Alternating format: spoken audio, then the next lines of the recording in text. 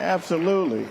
Now, before we get the show on the road, we have a number of sponsors that we need to thank, because without them, there is none of this. We're not doing any of this. So it's very important to acknowledge, those that are making it very possible for us. Now, I think you may not know that this is Operation Hope's 30th anniversary, right? And I want to give an acknowledgement to Wells Fargo. Is Wells Fargo in the house? That's right.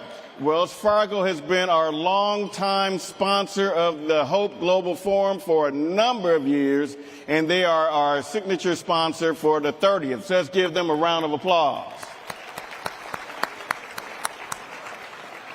And we have another great partner, a great sponsor that is playing a big role in allowing us to provide this great event. It's Truist in the house. I know they're in the house.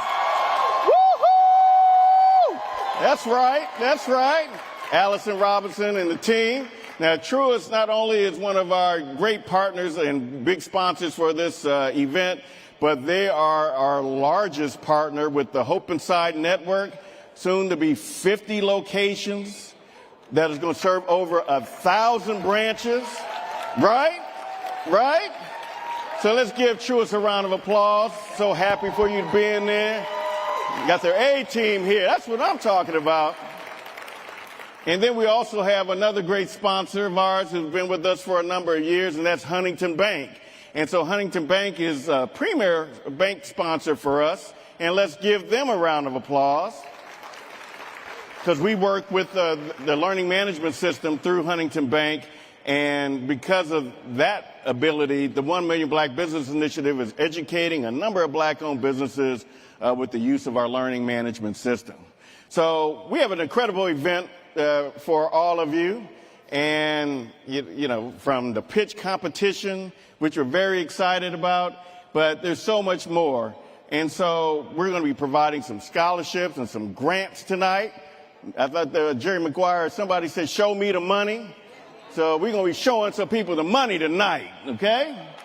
All right. So everyone, let's have a seat. We're ready to get this show on the road. And let's get this party started. What do you think? And we have a video presentation for you.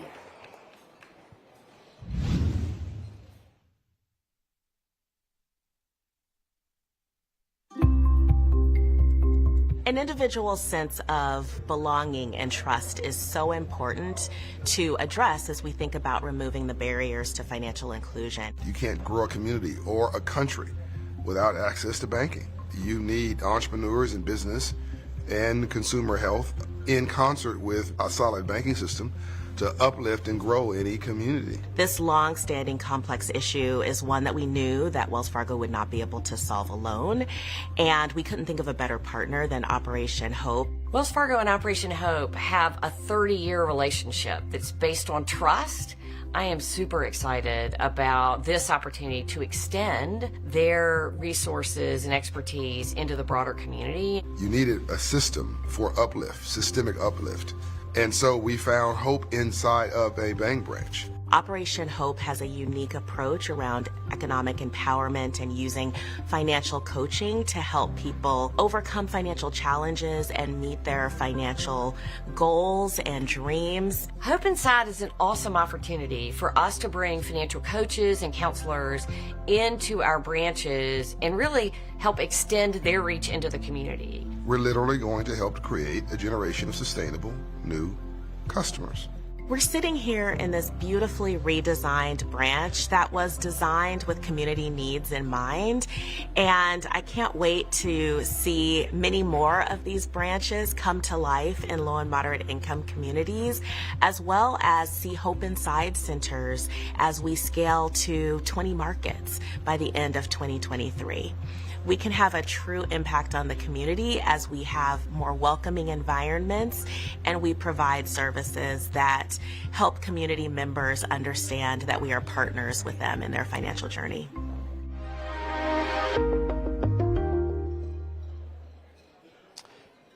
At this time, we want to have a very special person from the Hope Army, one of our Hope financial coaches. I want you to know that through our financial coaches, everything happens. So we have someone special that's going to join us to talk about her testimonial. So at this time, I'd like to introduce Michelle Pillow, one of our Wells Fargo Hope Inside coaches. I see you, Wells Fargo, over there in Stone Mountain. Oh, make it happen. Good evening, everyone. My name is Michelle Pillow, and I have the distinct honor of being Hope Inside's 200 coach inside of our 200 location, Wells Fargo, in Stone Mountain, Georgia. We celebrated our grand opening on October the 19th of 2022, and that is so special to me because, to be really honest with you, it was just a few days before that grand opening that I realized that this was not an accident. You see, my journey started 12 years ago when I moved to Atlanta, Georgia, actually to Stone Mountain, Georgia, from Chicago, Illinois. I was in a marriage, gone bad, I mean really bad. And I knew I was going to leave, but I had planned to leave like a year before I actually left. I had worked on my degree 2 years prior to coming here, thought I'd get another degree, and then I was gonna go. However, situations happened and it became necessary for me to leave right away. And I told my daughter, we have to go and we gotta go now. So we left. I had 2 kids in college, a 14-year-old daughter in high school, and I sold all the furniture that we had in the house. I don't know what he said when he came home. There was no furniture. And I think somebody gave me like $600 for $3,000 worth of furniture. I packed everything else that we could in our car, and we drove to Stone Mountain, Georgia, where my mother lived in a 1-bedroom, ant-infested apartment. I mean, literally, you would wake up in the morning and the wall would be covered with ants. Now, the reason that's so significant because it was actually maybe 3 minutes from the Wells Fargo that I work in right now. So I moved here. I was divorced. I had no job. I was financially challenged. Shortly after I got here, my car was repossessed. I had to tell my 2 boys who were in college, y'all gonna have to make it. You're gonna have to man up and do whatever it is that you need to do because I gotta take care of myself and your sister. So what I did was, I'm so thankful today for financial literacy because I was in that neighborhood. I actually got a job, I think, working customer service at home or something like that. They came on the phone one day and told me, we lost contract, the job is ending. I said, well, how much time? We got 2 weeks. Michelle Pillow, when we hang up this phone, you done. It's over. So, you know, I spent some time, you know, we go into low and moderate income neighborhoods to work. Like I said, where I was living was maybe 3 minutes from the bank that I work in now, teaching financial literacy. So I remember stepping outside, and I didn't go out that much because we were in the hood, and the girls in the hood said, why you out here? Because they thought I was bougie. And I'm like, well, I'm just hanging out. They said, no, you out here for a reason. So I kind of explained my situation. And they had some solutions, none of which I was very interested in, but they had some. One was stripping. Okay, well, thanks for the information. That's the only job information you have? It was. No, they had some other interesting things, none of which I wanted to do. So one of the girls said, look, I'm going to take you down to some office. They're going to give you some money and some food stamps. Well, no people told me that they were going to give me $250 for me and a kid. I'm like, how are we supposed to live off of $250 a month? And then you want me to come work for it too? So I decided not to do that either. I mean, at least I had a hairdresser's license. I could talk somebody and let me get them a perm, you know, or something. I was like 4 perms a month, you know, or something like that. But I didn't take any of their solutions, but there was a lady at my church who invited me to a financial literacy class. And this is why I know the power of financial literacy. You know how the Bible says, God said he was going to give them the power to get wealth? But my power came from the financial literacy class that I took. Now, I had to tell you how bad it was to help you understand how good it is now. Because I did eventually, to be honest with you, when I lived in that neighborhood and in my mother's apartment, My plan was to get out and never come back. I had no intentions. Now people are like, you gonna move a little closer? No. You know, maybe a little, but not too close. But I will tell you this. I took this financial literacy class. My car had gotten repossessed. I was at the buy here, pay a heck of a lot here place. You know, they say buy here, pay now, pay here. No, it's buy here, pay a whole lot here. 24, 26% interest. I have been there. And the financial literacy class, when I got there and the lady began to teach me about money and about credit, I think I had 6 credit cards. And I really didn't know how to manage them. In fact, she asked me to tear them up, and I told her I was not tearing up one credit card. I need these cards. But when she talked me into calling the credit card companies and asking them how much interest I was paying on each one of them credit cards, I'm like, 28%? Are you serious? 26%, you know? And I like buy now, pay later, and I like buy now, pay never even better. I wasn't paying on them, so I don't know why I was, you know, I don't know why I was upset about the interest rate, but I was.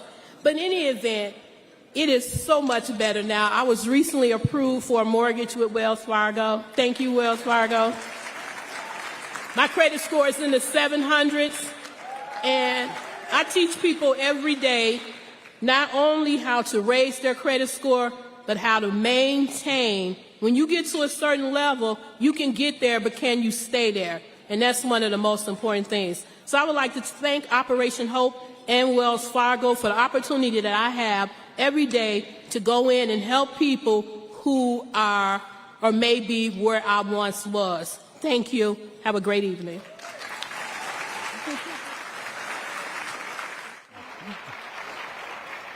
How you like that?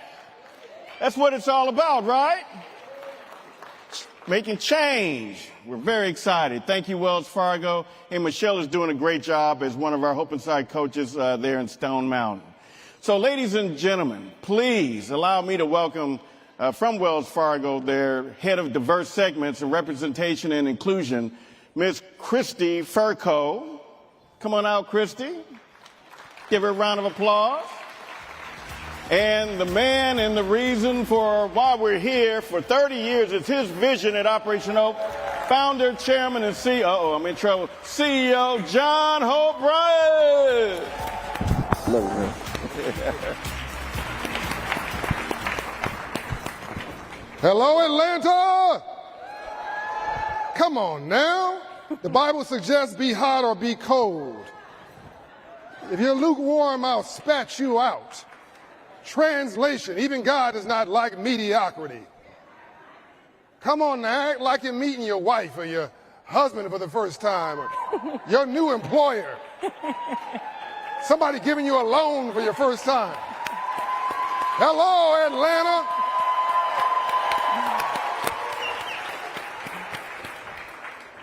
You're in the ballroom.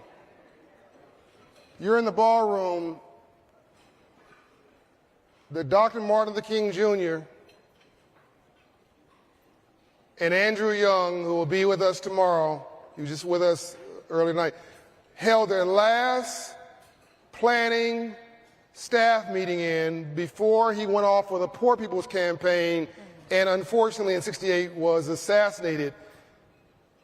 You are in the same ballroom.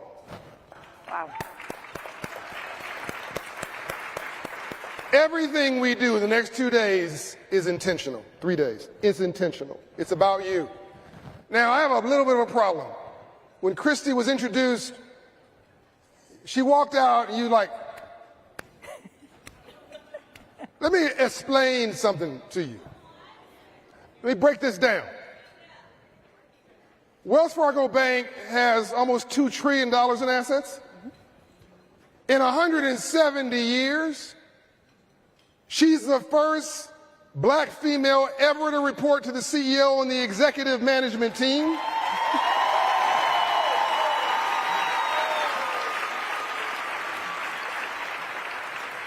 She's the first black female CEO of a money center bank's mortgage company in the history of America.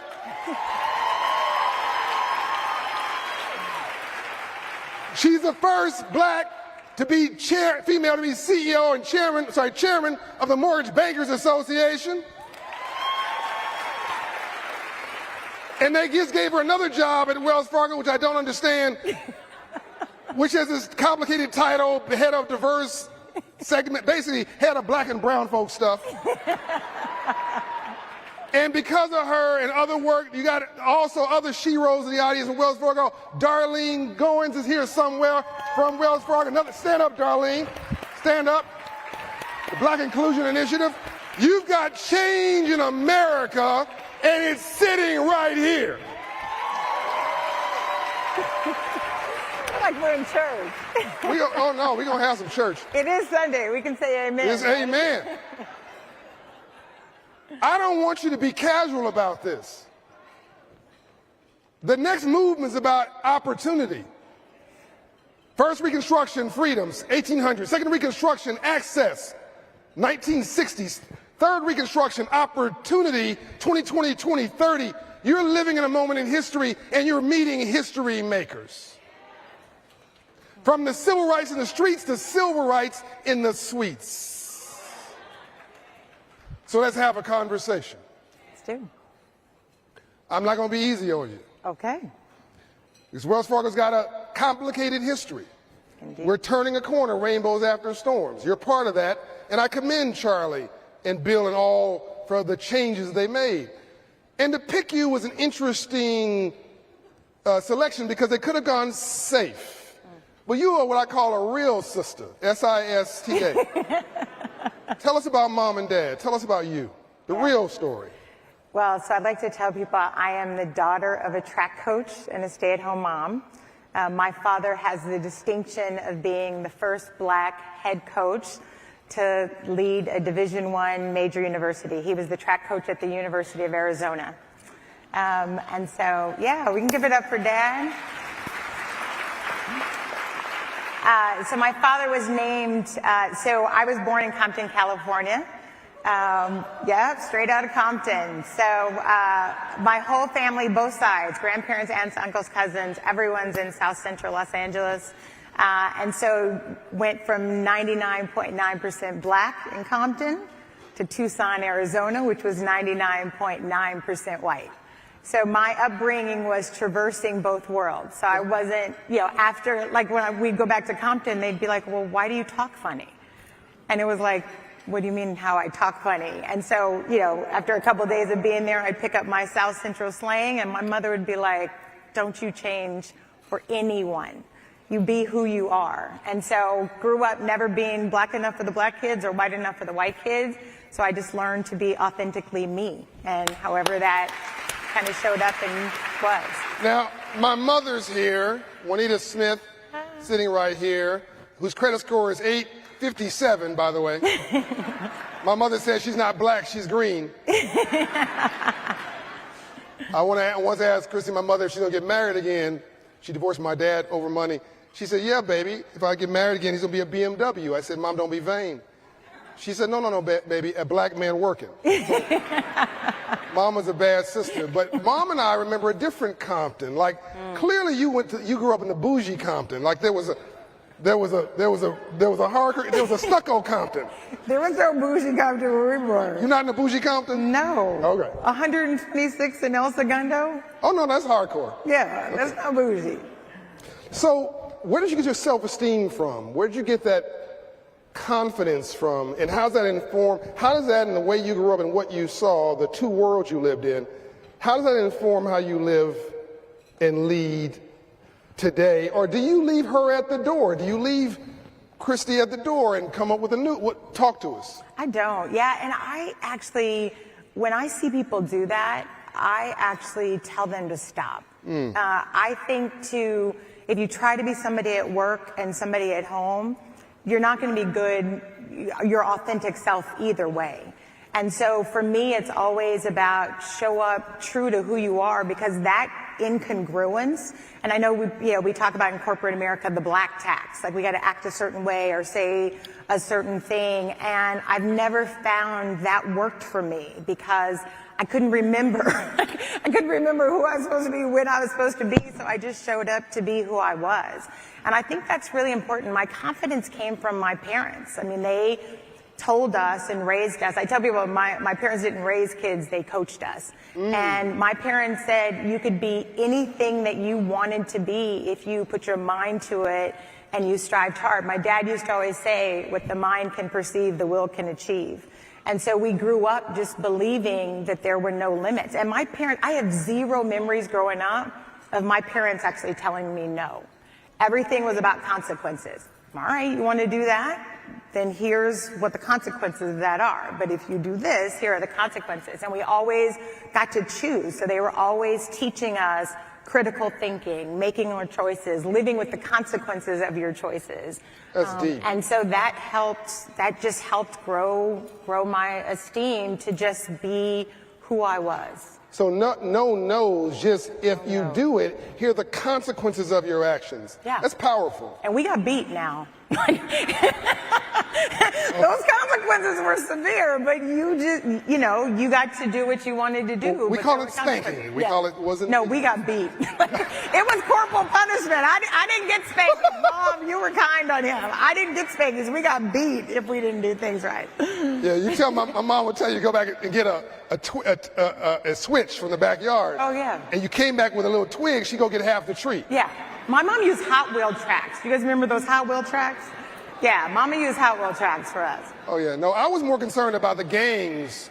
Sorry, I was more concerned about my mother than the gangs around the corner. I feared my mother more. And that my mother told me she loved me every day of my life. Clearly, that's what you had. And that there's nothing more powerful than a child being told they are loved. You start taking no for vitamins. Yeah. So let's now transition. We're going to try and cover a lot of content in a short period of time. Let's transition now to the version of you that's sitting in front of us, who's helping to lead one of the biggest companies in the world, one of the top 2 or 3 money center banks, I think arguably in the world, dealing with something that affects all of us, which is mortgages, home ownership, but also brand. We just opened our 200th location with you, proud of that. Charlie came out honored by that, good guy. And he's helping to pivot. But talk to us about the pivot from what? Where are we at now, and where are we going with you? Yeah. So I'll start with the story of when I joined Wells Fargo. So I was with Flagstar Bank, and George Floyd had actually just been murdered. And I think, like many people, I was contemplating, like, that just hit me, like, rocked me to my core. And we had those series of deaths leading up to George Floyd, and that one just rocked me to my core because we watched a man take his last breath on the streets of the United States of America, and it seemed like nobody cared. And then we saw what happened. A lot of people cared, but for me, that was a really hard week. And I remember just thinking all week, like, what am I supposed to do? Like, how do I process this? What do I do with this? And, I was feeling I've had a life of this unbelievable opportunity and privilege, yet I'm a part of a community and race that, like, you can step outside and be killed for just being who you are. And I was struggling back and forth, and I remember just thinking and praying to God, like, what do I do? What do I do? What do I do? And I kept hearing, housing, you're where you need to be. Housing, you're where you need to be. But at the same time, how many of you, Pastor Mike Jr. had that song, Big? And every time I turned around, I'd be praying, and then I'd be in the closet, I'd come out, and Big was on the radio. I'd go for a run, I'd come out, and Big was on the radio. I just kept saying, what's up with Big? What's up with Big? And literally a week to the day of George Floyd's murder, I got the call about the Wells Fargo job. And I was like, okay, Lord, I guess that's big. If, I want to put more blacks in homes. Home ownership is still the single largest financial purchase many people will ever make. It is still the best pathway that we have to wealth and generational wealth. And I was leading a mortgage company then, and Wells Fargo is the largest bank mortgage company in the country. And so during my interview, I interviewed with Charlie and I interviewed with others. Charlie's the CEO of Wells Fargo. The CEO, yeah. And when they said, why do you want this job? I said, I want to put more black people in homes. And I was thrilled that their answer, every person, yeah. Well, and I was thrilled, thank you. But I was thrilled that every person's answer was, great, come do that here. And so that told me that was a different Wells Fargo. And, you know, I came in and, you know, I was pretty bold with it. I was like, where's my money? Where's my team? What's the numbers look like? How do we start to drive this? Where's the plan? Where are the products? And I've gotten support every step of the way. And, you know, the special purpose credit program, I mean, when HUD came out and clarified the rulemaking that you can do lending on the basis of race through special purpose credit programs, we were one of the first lenders in the market with it. And Charlie gave me $150 million. Yeah, let's put up for that.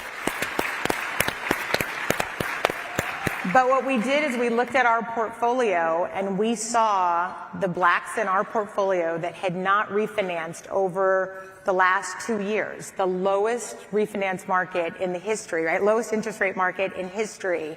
And we had a significant number of blacks in our portfolio, over 60,000, that had not taken advantage of the refinance. Wow. And they were sitting at 6 and 7% interest rates. And so Charlie gave me $150 million, and we said we're going to buy down people's interest rate to 3.75%, and we're still in the market with it. We actually just rolled out our GSE product last Tuesday. Interest rates are at 7%. We're still buying down interest rates to 3.75% to get people to refinance their mortgages. So that's real money, real commitment, doing work for our community. So we only have about a minute left. We could do this one session all night because 41% of all blacks own a home. I want that to sink in with you for a minute.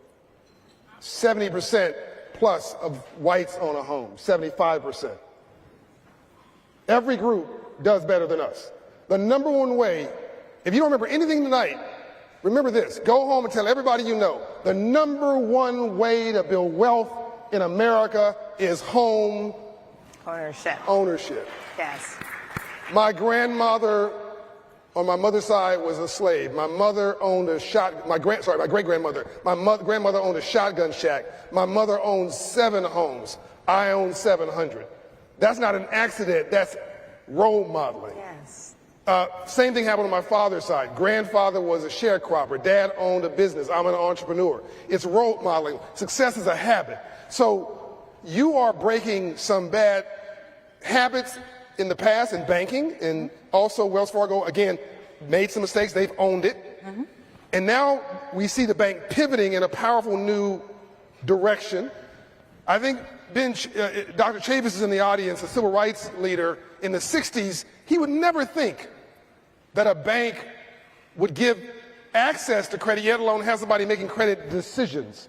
He'd have to protest. He'd have to scream and holler. Now, I think what I'm hearing you saying, and I wanted you to take it here and give us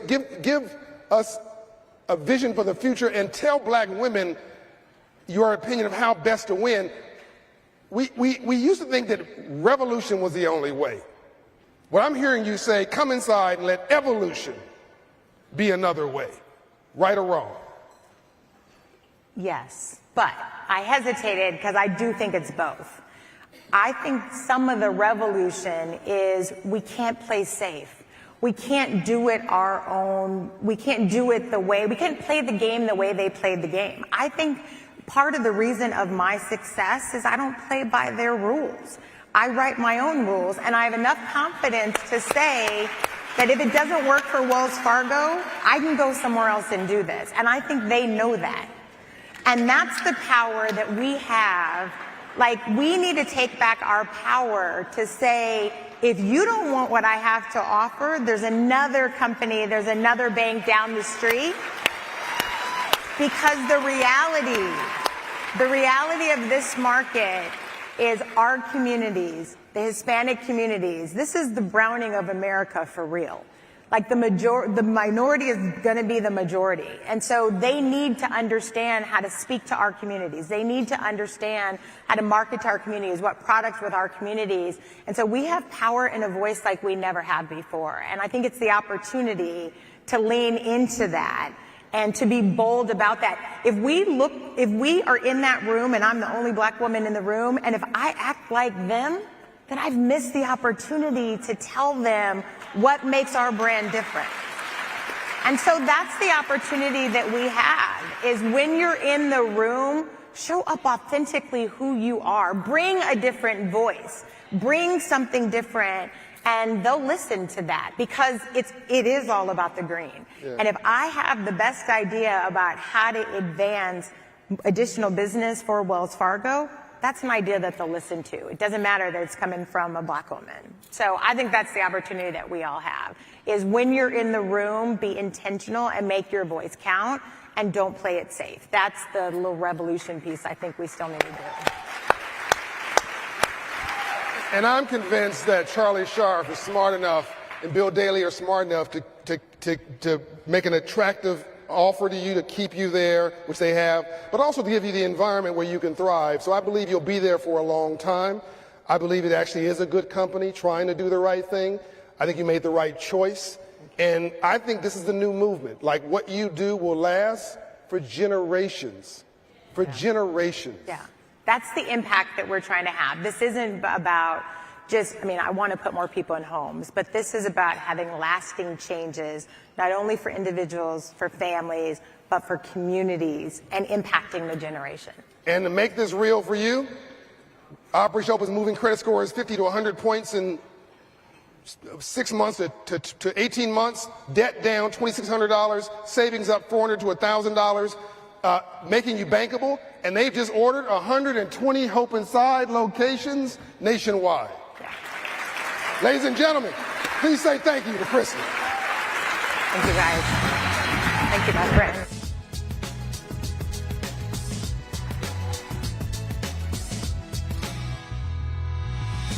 Please welcome to the stage award-winning journalist and evening anchor for WSB-TV, Karen Greer.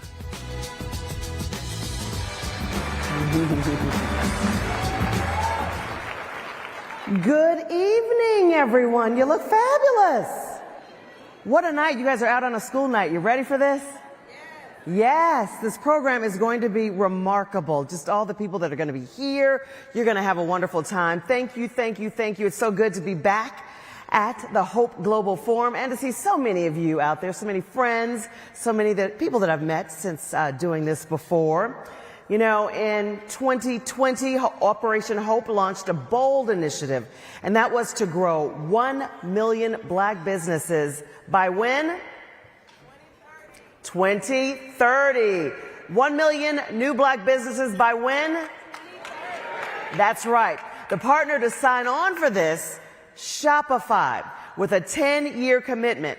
In a moment, we're going to watch some of the best entrepreneurs from around the country compete for cash and some other prizes. But first, we have someone very special we want to welcome to the stage, Mr. Brandon Davenport, head of Equitable Commerce Initiative for Shopify. I went that way too. Wow. This is incredible. Hope Global Forum, how y'all feeling tonight?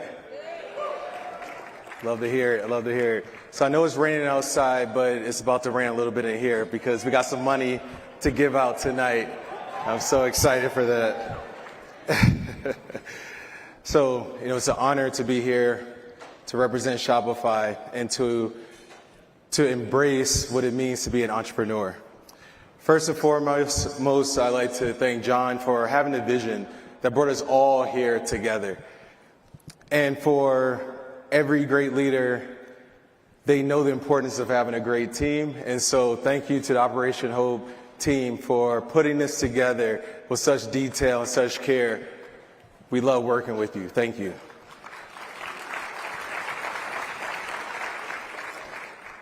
Back in 2020, at the heart of the most recent widespread advocacy for racial justice in this country, John had a vision. And he saw an opportunity to advance people in this country through entrepreneurship. The call went out for corporate participation, and because of the mission-aligned nature of that vision, Shopify answered that call. Shopify is a company that's making commerce better for everyone, and out of that, the 1 Million Black Business Initiative was born, an effort to create wealth, prosperity, and self-actualization. And we are proud to celebrate year 2 of this 10-year commitment. I am head of equitable commerce at Shopify, and my team leads Shopify's commitment to achieving the aims of the 1 Million Black Business Initiative. Our mission for our equitable commerce is to make successful entrepreneurship more accessible for Black and Indigenous entrepreneurs. In order to make commerce equitable, however, we must first acknowledge and then address the barriers that drive inequality, like lack of access to capital, mentorship networks, and location. And just like the people you're about to hear from in a few minutes, I too am a business owner. And I understand firsthand the challenges we face as Black entrepreneurs to start, build, and scale our businesses. But I also know firsthand our collective superpowers, being resourceful, relentless, setting the tone for the culture, and our deeply rooted connection to our community. Black businesses are winning, and they will continue to thrive. And today we celebrate successful entrepreneurship. But now imagine a world where we've eliminated the systemic barriers and leveled the playing field. For entrepreneurs to have equal access to capital, mentors, and unique selling opportunities that act as a catalyst for growth. While we can't change the course of history, we can do the work to make commerce better for everyone today, and we are. Let me not be mistaken, however. What we're talking about is not charity. It's a sound business strategy.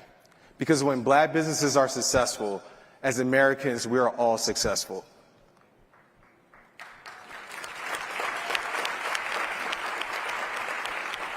Achieving revenue parity in the U.S. would add an additional $190 billion to the GDP. That's a win-win opportunity. As we sit here and watch these entrepreneurs passionately tell us why they deserve to win this competition, I invite each of you to unite across industry, intellectual capital, and influence, to participate in lowering those barriers that hamper entrepreneurial success, whether it's personally or through your corporate wallet. Shop, partner, and invest in Black-owned businesses. Now, without further ado, let's get this pitch competition started. Thank you, everybody.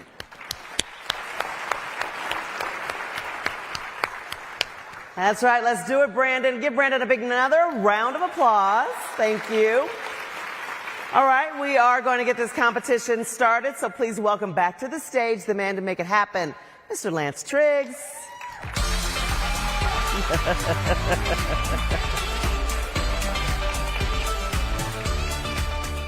Giving out some cards for some coffee tonight.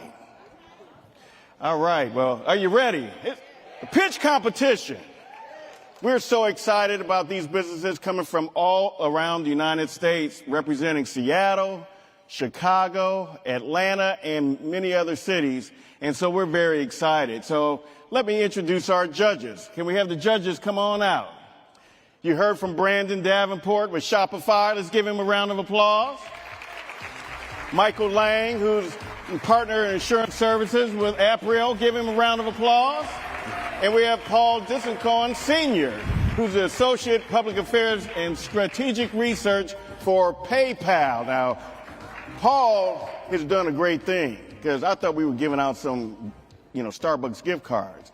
But thanks to Paul and PayPal, we're giving out some real money. I'm talking about some real money. So thank you, Paul. Thank you. Now, for our first business to come up, we're very excited. All the way from Seattle, Washington, Jasmine Richards. with BLK Sunflower. Come on out, Jasmine. Hello, hello. Thank you. I love So you have a luxury sensory experience Thank at you. the palm of your hands. There you go.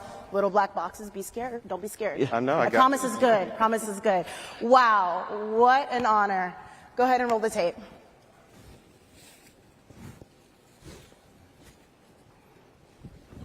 It's a beautiful box. So never in a million years would I have thought my pandemic project would bring me to a space like this. Like, I remember going to pick up my son from school, and they said, listen here, keep him. You can't bring him back. I'm like, what? Who's supposed to watch my son while I work? Like, that's what you guys are supposed to do. So I managed to pull myself away from my 16-hour Netflix binge and then DoorDash, box wine. I was like, I have to do something. Money's getting low. Maybe $500 in my bank account. I made these candles a few months prior, and I was like, what do I have to lose? I am going to put these candles up on a website. Maybe took me 48 hours, no experience, Shopify website at that, right? And it managed to work well. So I launched Black Sunflower April 2020, and it exploded. And I quickly became a fierce competitor in the candle market.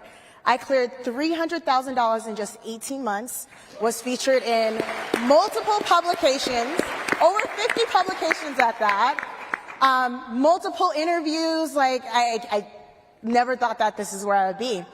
And here's the thing, if it was not for Shopify, Operation Hope, 1MBB, Shopify Capital, I would not be where I'm at today.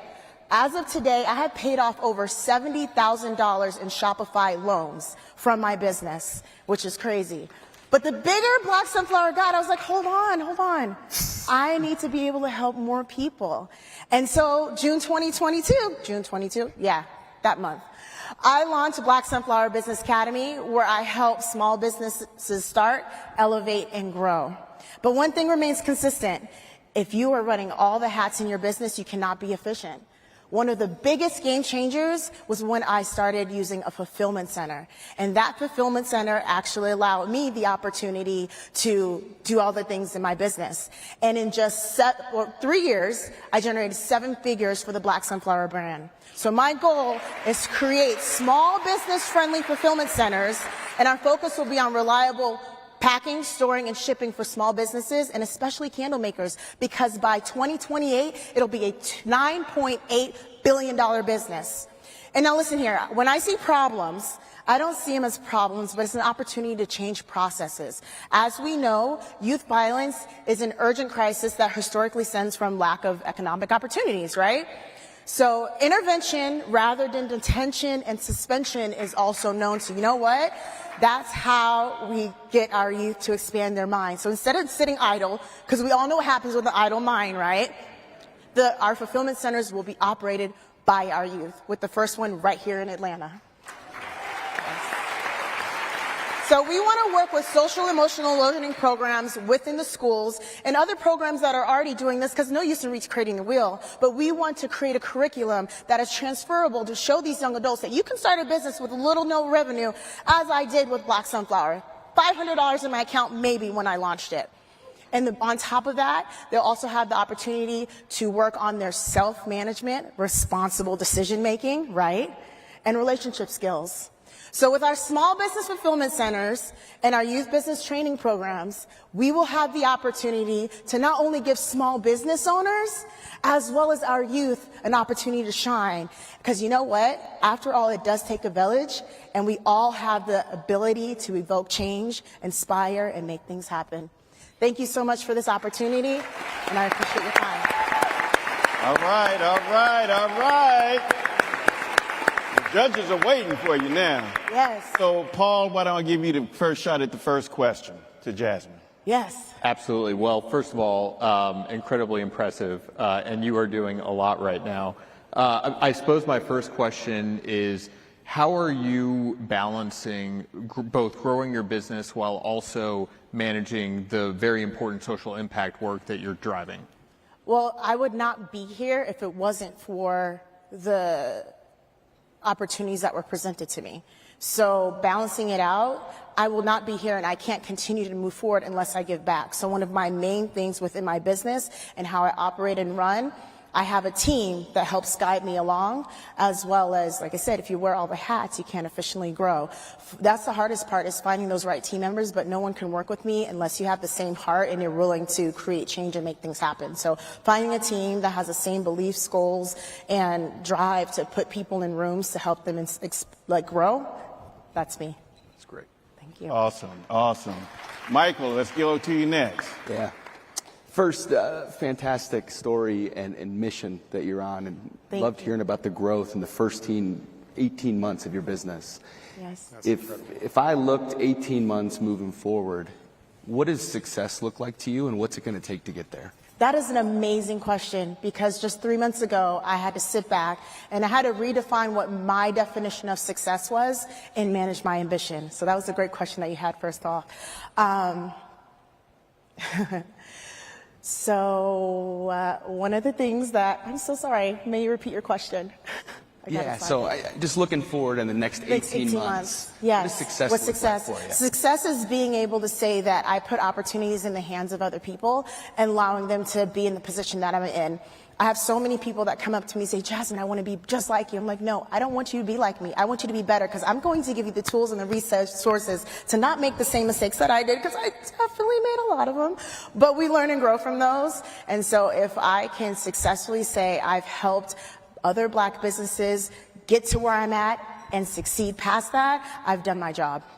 Fantastic. All right. Well, thank you. Let's give Jasmine a round of applause. Thank you, Jasmine. Now we have next up, Kayleen. Is Kayleen here? Kayleen is with Tasteful Vegan. And we have Kayleen McElveen. Good evening, everyone. I want to just tell you just how much of a blessing it is to stand before you as the owner of Tasteful Vegan Frozen Desserts. So before there was Beyond Meat Burgers, there was a Black girl growing up in the inner city of Detroit as a vegetarian with limited options. We would go to family reunions and birthday parties and oftentimes leave empty with nothing to eat because there wasn't anything available for us to enjoy. But I was very fortunate and blessed to have a mom who never wanted her kids to be without. And so she was very innovative in teaching us how to transform meat dishes into plant-based feasts. And so with that information, I took that and began to share that knowledge with others. And in college, I started my first business as a vegetarian catering consulting, helping people that deal with health issues and celiac disease develop recipes that would be able to help them to eat healthy. And as that continued to grow, I wanted to give people a tangible way to learn how to eat healthy. And so I authored the Daniel Feast in 2018, which is a plant-based cookbook. But it just wasn't enough. And so I realized, especially in the pandemic, in the midst of a time where everyone is grasping for a sense of normalcy, I wanted to provide a game-changing solution of health. And I thought one of the easiest ways to do that was through ice cream. And so in July of 2020, Tasteful Vegan launched serving top 8 allergen-free and naturally sweetened frozen desserts. And so we started with freeze pops and ice cream bars, and we started selling them in the farmers markets. But within a few months, we grew from the farmers markets into health food stores in West Michigan, including Harvest Health Foods and Meijer stores. And so knowing that as a business owner, to get to the next level, education is required. And so I participated in Operation Hope's 8-week entrepreneurship program just last year. And this year, I opened the very first dedicated top 8 allergen-free ice cream shop in the state of Michigan.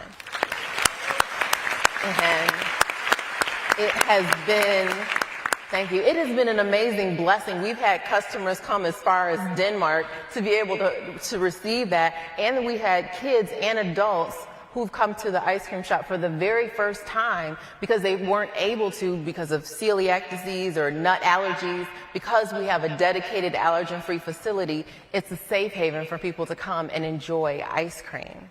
And so I ask you and I invite you to invest $250,000 into Tasteful Vegan so that we can secure our operating space and continue to purchase the necessary equipment for the demands of the stores that are asking to bring Tasteful onto their shelves.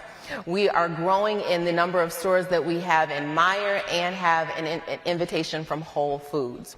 And I realize as a vegan industry, it is booming. When business owners like Pinky Cole in 2020, when restaurants are closing, she's opening new restaurants. So it shows that demand and the need for vegan products. And I desire to see Tasteful Vegan be the first nationwide chain of ice cream shops that bring generational health to our communities. Thank you. All right, all right. Oh, it's starting to heat up in here now. So, Brandon, we'll give you the next question for Kayleen. Awesome. Great presentation, and thank you so much. So, there's a debate that product is the thing that sort of drives the business forward, and some say that it's branding. Can you tell me, I'm a product guy, can you tell me how do you go about the process of designing, developing your products, and how do you know that it's going to be successful once you launch it?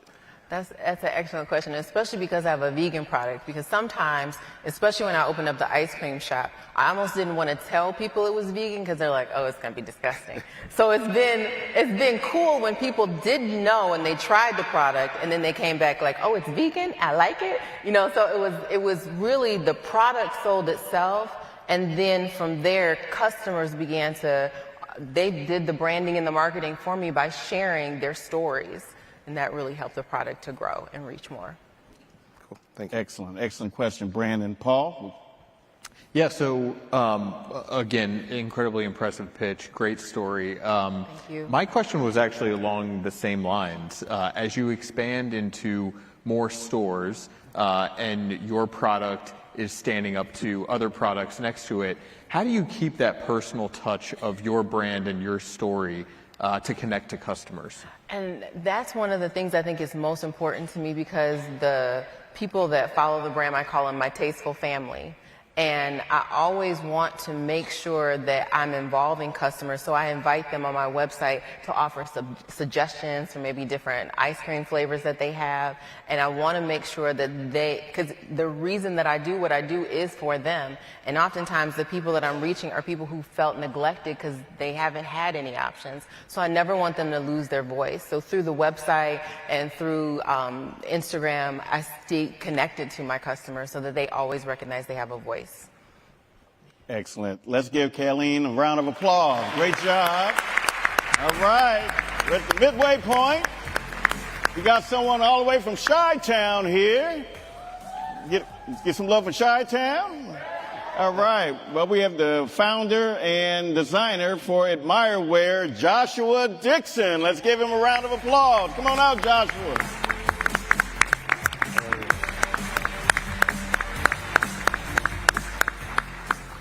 Here you go. Thank you. Here you go. Thank you very much. No problem. Thank you. Thank you. Hey everyone, my name is Joshua Dixon and I am the founder and designer of AdmireWear.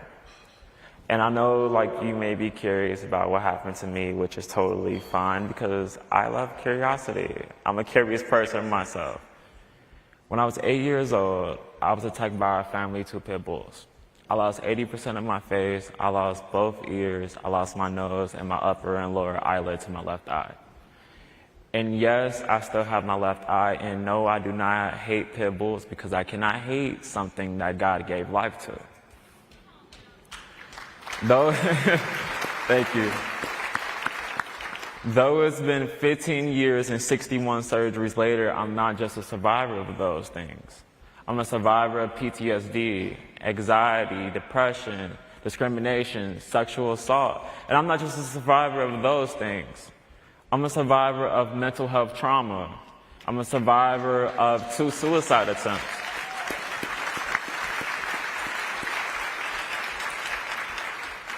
It wasn't until a few months into my recovery from my December 2020 suicide attempt where my counselor introduced me into the power of affirmations.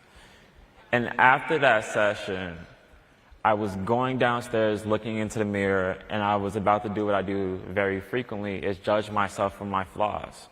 But this particular time was the first time that I actually enacted love onto myself after the accident. I said, I admire you for not giving up. That we got this.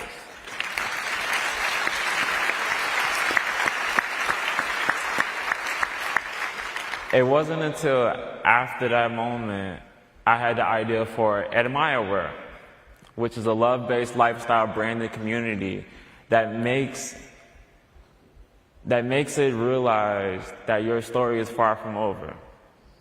That though mental health is a very stigmatized topic, it is something that I can bring to someone's life to add love and hope and admiration from my vulnerability plus fashion help save lives like mine and yours. Though originally I had a market audience of 15 to 32-year-olds, I realized that mental health and suicide affects everyone. That this is something that touches every household. This is something that many people have a hard time talking about. I've been able to help save lives like mine and yours and be able to share my story using affirmations, using love-based products that love people on days where they may not love themselves.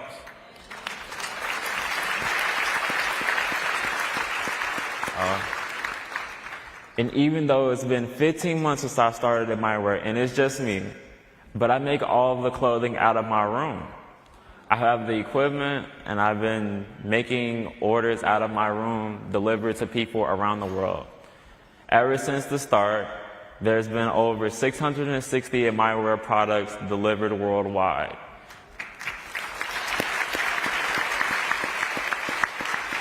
Reaching over 330 orders total so far.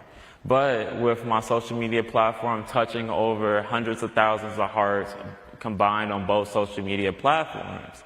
And I don't think of AdmireWear customers as customers. I think of them as family. They're admirers. They're all people who have survived, who have been through something. And we're all survivors in our own way. Everyone in this room has survived something. And that's something that I'm bringing to the table, is that fact that we all have something in common. Though we are different, we can find common ground. And that's how we can help save lives. It's been 15 months into AdmireWear. I have generated over $20,000 in gross revenue with a profit margin of 49%. And most of my sales, 98% of my sales, have all been sourced organically through making online social media content.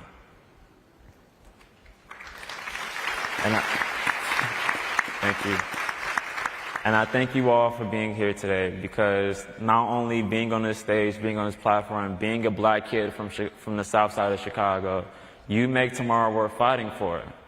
You make my day, honestly. Like, it's awesome. You should give yourself a round of applause, because all of your stories is important.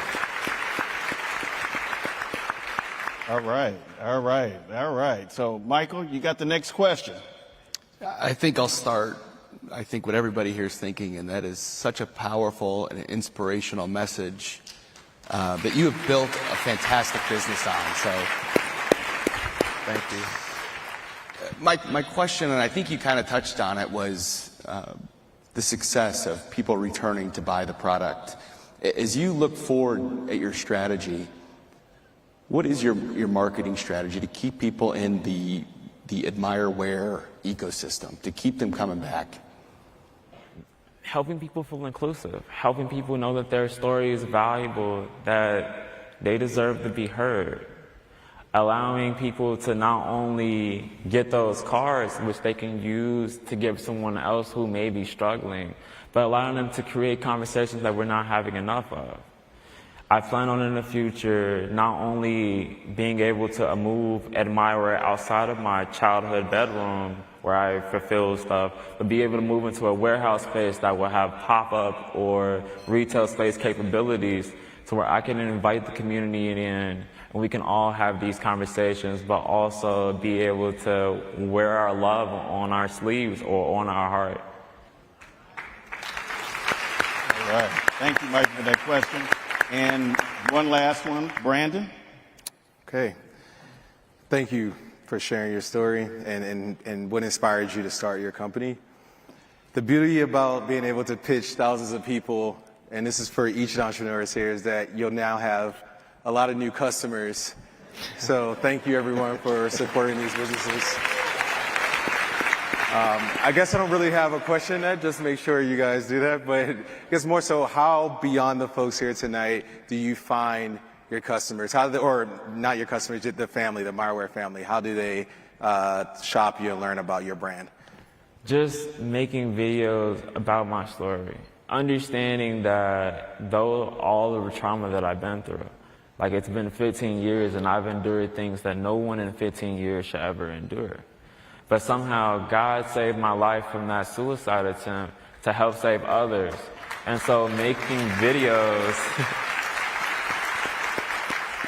by making videos and content and also asking them for feedback, allows me to not only create the conversations, but I'll also talk to them very frequently.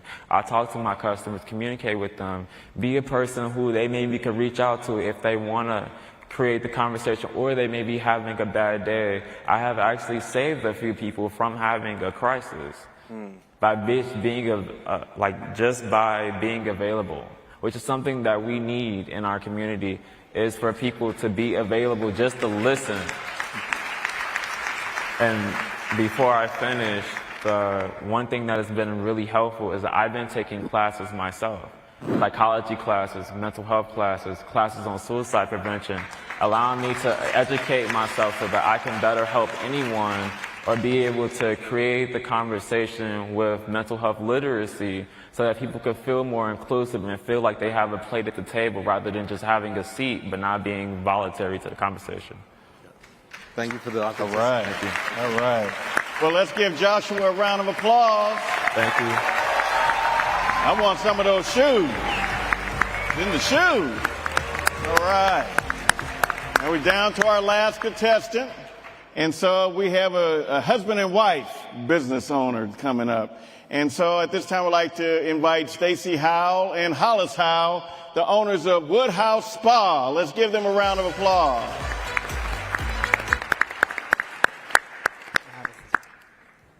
Why? Simon Sinek, the author, wrote the book Why. And in this book, he leads us to discover why we make the choices and decisions we make. And my why with his why is our story. I'm Stacy Howell. I am a mother, I'm a business owner, a servant leader, and a caretaker of elderly parents. For the last 4 years, I was CEO of a nonprofit here in Atlanta whose mission was to move women from dependency to self-sufficiency who experience trauma in their lives.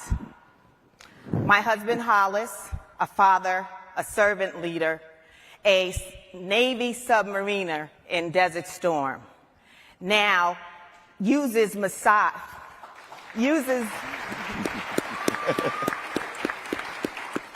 He's careered in cybersecurity, but uses massage as part of his recovery for his damaged knees. Why? Because he took an oath to serve and protect, and in his sacrifice, he stands for good health and wellness as an ambassador. Together, we opened up our dream business, a Woodhouse Spa in Buckhead. It is an alternative to the hotel spas, and it's a luxury spa. You see, for the past 3 years, we lived through a dreadful pandemic. We were surrounded by fear, and the fear was politicized. We were in a state of confusion in the midst of losing lives. We were caused to isolate, quarantine, and simply rethink how we socially interact and socialize with our coworkers, our neighbors, our friends, and loved ones. Studies have shown that social isolation increases the risk of depression, cognitive, and physical deterioration. Opening a spa seemed to be the right business at the right time. People were starved for connection. You see, this is where the first form of medicine begins. It's about touch. It's the form of touch. When a baby is born, the first thing that happens is thrust in the arms of its mother, simply for touch. We rediscovered the power of connection. See, we create a space where people can be touched, they can reconnect, they can escape, they can enjoy relaxation simply in the form of becoming their best selves. We create a place where people can enjoy luxury for the first time amidst a group of people have demanded it for a lifetime. You see, self-care and self-love is our motto. We are bringing luxury to this group, and we are moving forward. So why are we here today? Our why. Small businesses like ours are still in some type of struggle post-COVID. Yes, we have the right product, we're in the right location, and the right time and space. However, it's very difficult to attract and hire and retain good employees. We are hiring signs all over by small businesses. It is an issue of our survival as a small business. So we, as solution architects, decided that the answer was in my redevelopment job readiness alongside of our wellness care spa business. In other words, to create a school alongside of the Woodhouse business. A school where we could train students to apprentice and become employed after graduation. This career path gives therapists the purpose and allows them to serve in the global $3.95 trillion global hospitality industry and become part of the $935 billion industry of beauty and wellness while achieving a six-figure salary. With this continued mission to change lives and still build self-sufficiency, we can train students for luxury and the skills to be employed by 5 separate Woodhouses in Georgia alone by 2025. We solved the problem of employees and for ourselves, and we opened the door for a cost of a 10 to 20K tuition versus an 80 to 100K college debt.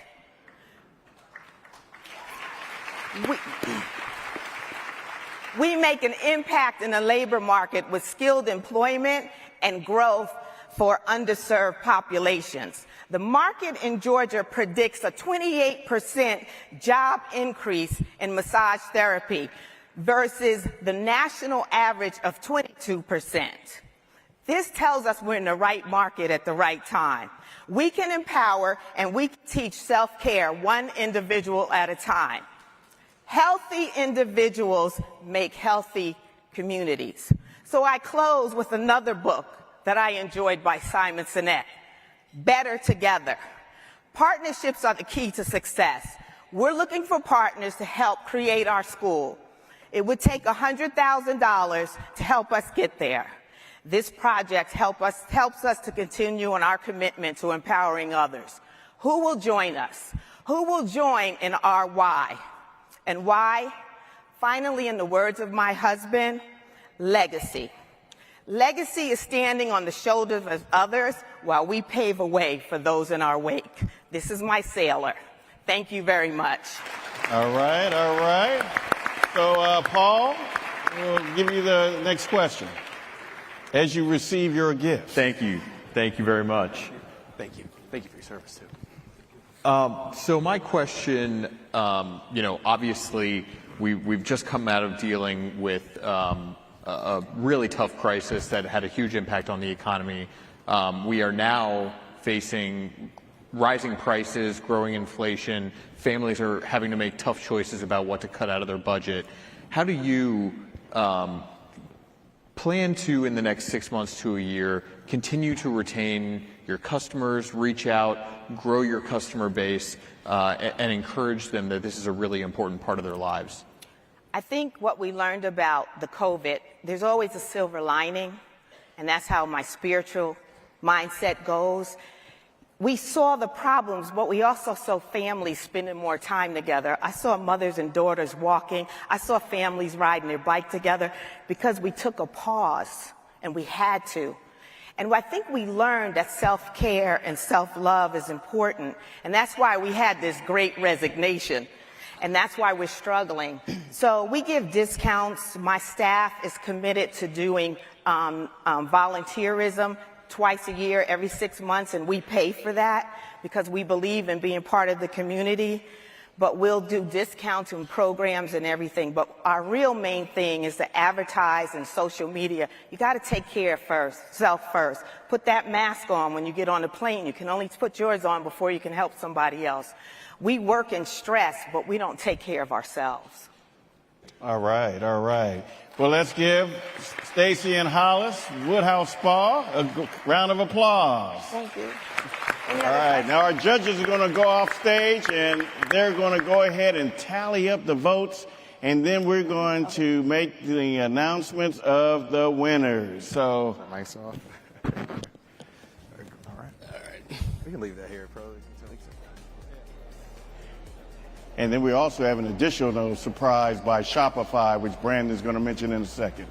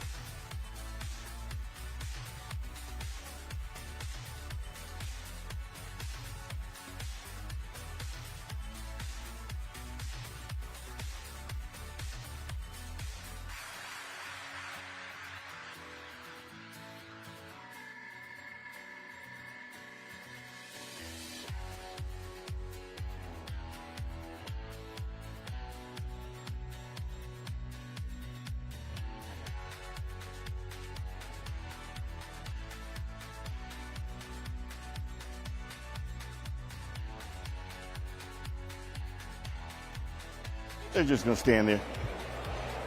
All right, we got some announcements. Oh, my goodness. Oh, boy. All right. Now, I was just kidding earlier when I said we were giving out some Starbucks gift cards. We got something more than that. Also, I want to acknowledge Brandon Davenport, who sweetened the pot. All 4 contestants will receive a $2,500 grant from Shopify. Thanks to Brandon. Let's give Brandon a round of applause. So for the 4th place winner, we have Woodhouse Spa, Stacy and Hollis Howe. Come on out.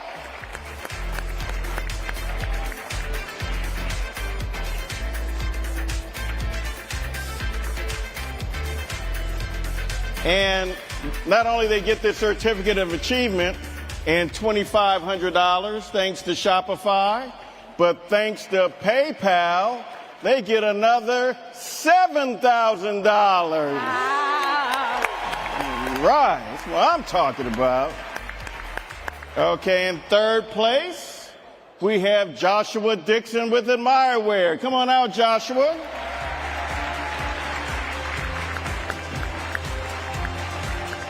Thank you. And in addition to the $2,500 grant from Shopify, thanks to Brandon, he will receive $8,000. That's awesome. Thanks to Thank you. Paul and PayPal. All right, it's getting hot up in here. 2nd place, we have Jasmine Richards with BLK Sunflower. Come on up, Jasmine.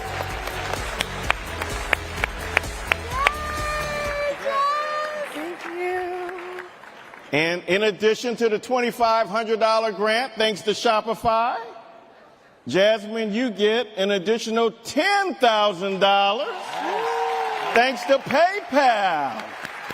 Thank you, Paul. And last but not least, the winner is, drum roll please, Kayleen McLeavin, who's with Tasteful Vegan.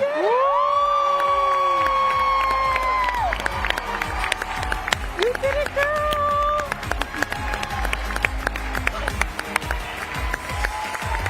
And again, in addition to the $2,500, thanks to Shopify, thank you, Brandon, you will get $15,000 thanks to PayPal. Thank you, Paul.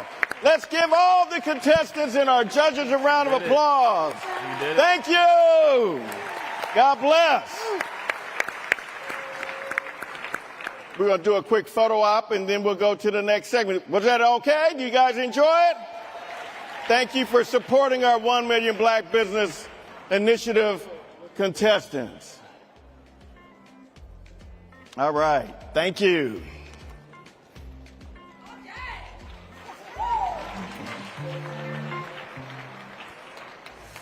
All right, my girl.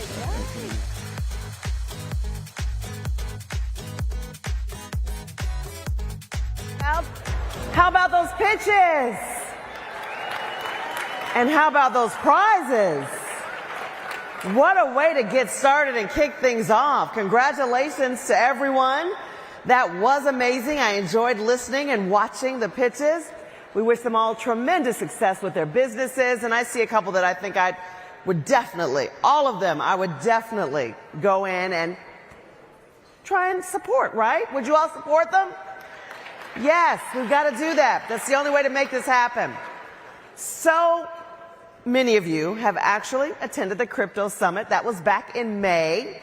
And we talked about the risks of digital assets back then and how to protect vulnerable communities. You remember that? All right. Well, I think we're on to a little something because all things have changed since then.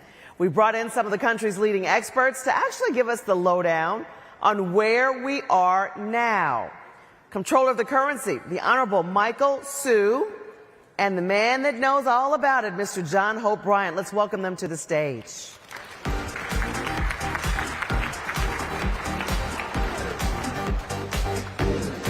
Are you guys enjoying tonight? I am so excited. Dr. King, his last book was Where Do We Go From Here? And people forget that in the 13 years that Dr. King was in this movement, every day was not a I have a dream speech. Most of it was boring staff meetings and conference meetings and going to parent-teacher night and going to the grocery store. And he probably gave this I have a dream speech 100 times. Andrew Young tells me before the March on Washington. The one time that it all came together we remember. But they don't realize all the other things that really took the moment to its moment, made the moment possible. It was all the background work.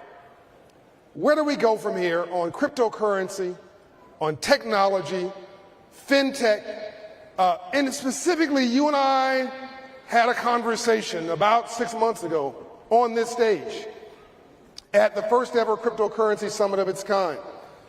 And people call me a bit of a poo-poo person when it came to crypto, and I wasn't. My wife has crypto, and I, full disclosure, I have an account just so I wanted to be able to track it and understand it. But I just felt that it was being mismarketed and misused by some, and the largest group of folks picking up cryptocurrency were black people.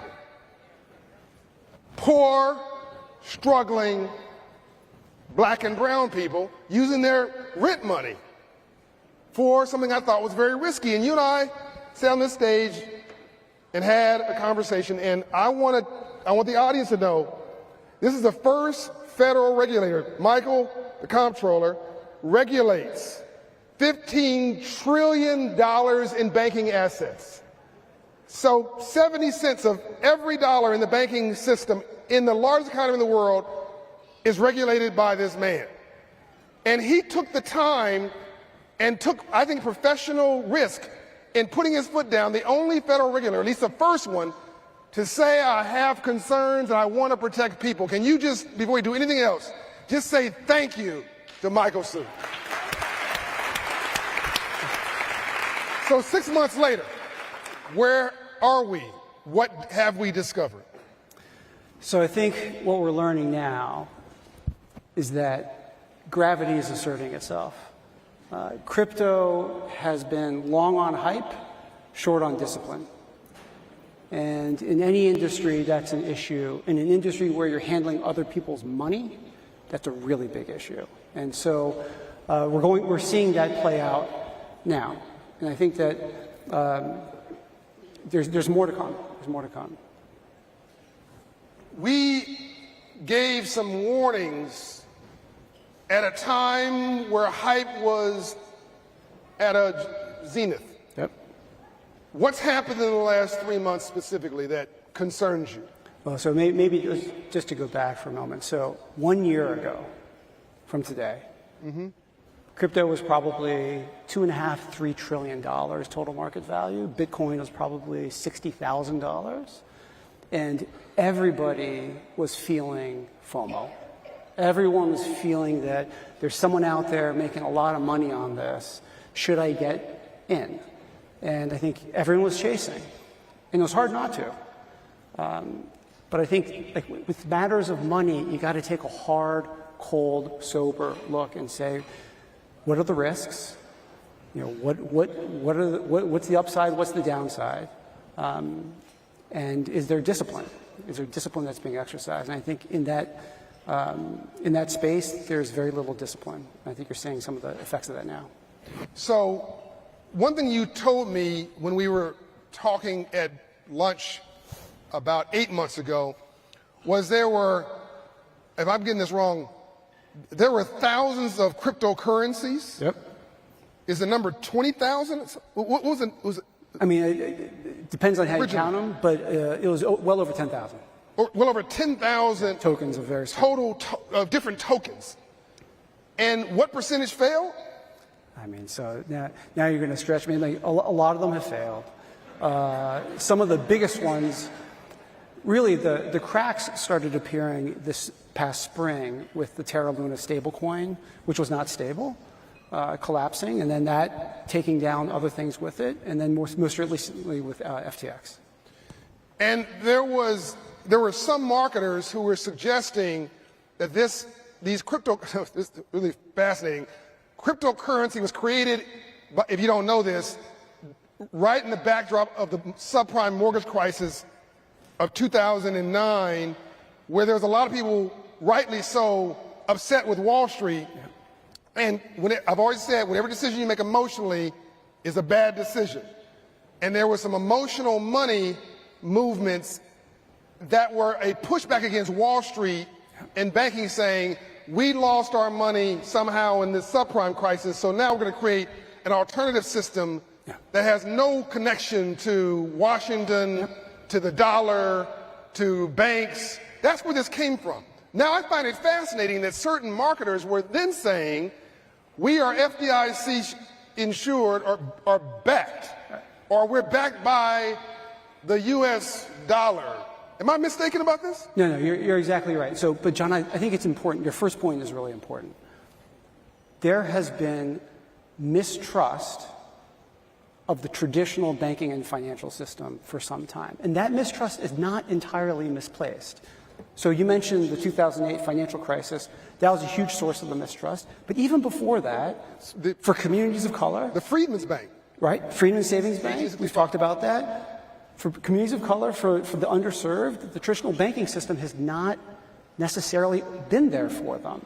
And either you've got redlining, you've got predatory lending, so there's reason for folks to have been skeptical and to want to look for something else. So I think that needs to be acknowledged. Yeah. And like you said, Bitcoin gets created in 2009, coming out of the ashes of peak mistrust of the financial system. And I think it's no coincidence, Mr. Comptroller, that the very group that was discriminated against or taken advantage of or not taken care of from the Freedmen's Bank on forward, and which includes, by the way, understand that redlining didn't come from banks. The word redlining came from, I think it was FHA, in the early 20th century, refused to finance or guarantee mortgages in black neighborhoods. And because the government refused to guarantee the mortgage in the black neighborhood, the bank wouldn't lend on the mortgage in a black neighborhood. You follow me? It's really important to understand this. So the banks went, capital's a coward. The banks went where the money was safe. The banks went to where the white neighborhoods that had the FHA guarantee and away from the black neighborhoods, which made the black neighborhoods drop in asset value. That was the government that was actually facilitating, at that time, redlining. And the banks didn't lend in those areas. So you have the Freedmen's Bank, you have the FHA crisis, and a number of other things, subprime mortgage crisis, that makes blacks and brown people skeptical. So who then do cryptocurrency promoters go targeting with an emotional response that this is going to be the one time that you're going to get rich? Black folks. And I'm with Malcolm X right now. You've been bamboozled, you've been tricked, you've been fooled. And I don't know about you, but I'm sick and tired of being sick and tired. So, to Dr. King's quote, where do we go from here? How do we create a system of trust? What are the things that you're doing and the regulatory framework is doing? We call for regulation at our meeting. We said that this is actually better for the industry, for legitimate cryptocurrency. By the way, I believe blockchain is a legitimate technology. I believe that crypto will have a place in the future. I just don't think it's what we're talking about right now, and it's certainly not a get-rich-quick scheme. I believe there's a future of fintech and all of that. And we're going to talk about that more in a moment. But we also said that they're going to do better in a regulated environment, as will the consumer, than an unregulated environment. Where do we go from here? So for me, I have to start and finish with the national banking system, like you said. So my objective, national banking system has to be safe, sound, and fair. Number one, number two. Safe, sound, and fair. If it's safe, sound, and fair, it'll be trusted. And it will be there for folks. It's very important that the banking system is there to work for folks, all folks, everybody. You got to get on the ladder of economic progress. You got to be able to get on, and banks are part of getting onto that. And Banks have gotten better at this. There's still room to grow. Yep. Still room to improve, but that's got to be job number one. That trust has to be earned, and that trust has to be earned over time. Now, in terms of crypto, I think crypto started off, the premise was you don't need trust, right? The blockchain technology was built on this idea they don't want to deal with banks. They just want to do it in a trustless way. I think we've realized that's impossible. You have to trust somebody. So if you have to trust people, how do you operate in a way? And that's why some crypto firms would wave around FDIC insurance. They would wave around, hey, we're super regulated, when they weren't, because they're trying to borrow the trust from somewhere else. Don't borrow it, earn it, get it. That's right. Right? So we have a system right now where if the company wants to apply for a national bank charter and earn that trust, the door is open. But they have to abide by our standards. That's right. Safe, sound, and fair. We're not going to cut any corners, and that's what makes the national banking system trustworthy. So I think that conversation is now taking place in crypto. They're trying to figure out how do we earn that trust, and I think that it has to be earned. I don't think there's no shortcuts. And we've talked now about what didn't work. Maybe now we can talk about some things that did work. And normally the gentleman who regulates 70 cents of every dollar in this country, banks, can't be on the stage with another banker. But in this particular case, it's a bank he doesn't regulate. We were able to bring out, I want Jill to come out. He's the founder, president, and CEO of Cross River Bank, which, by the way, is the second largest provider of PPP loans during the crisis in the country.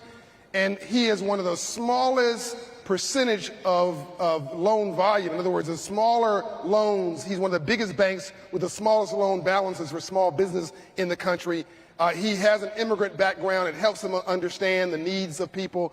I want Jill to come and join us now on stage. We also have another panelist who's joining us, Joanne Barefoot, who's the founder and CEO of the Alliance for Innovative Innovation.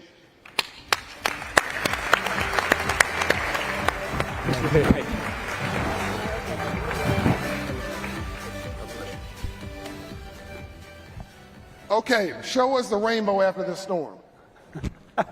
Help us understand how a bank can do well and do good in fintech. You're an expert at it. You're an honest broker. You're advocating in this space. In a few minutes, help us to help an audience get their hands around such a complicated topic, but make it approachable.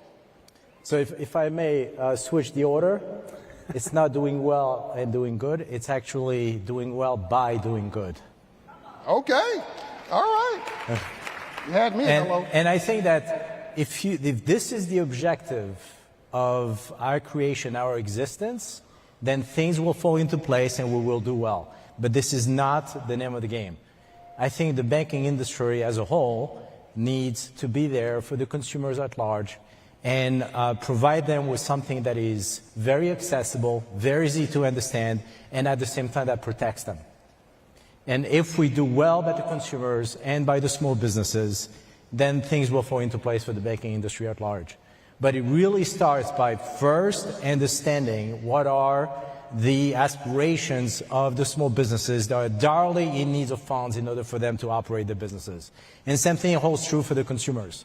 I mean, during the pandemic, for example, obviously it was extremely difficult to go around the corner to shop, and people started shopping online. They could be abused if they don't really understand the products they're getting, if they don't understand what they're paying or the mechanism for them to pay for that product to get to their homes, then they could be abused, and that's where actually the banking industry could run afoul of consumer aspirations. Explain to the audience, to my mother who's sitting here, she's a really smart lady, and she's proud.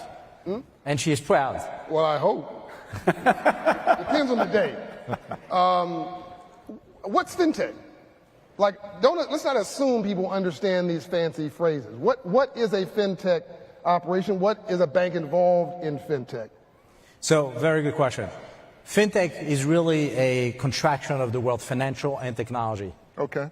So a financial transaction could operate on two sides.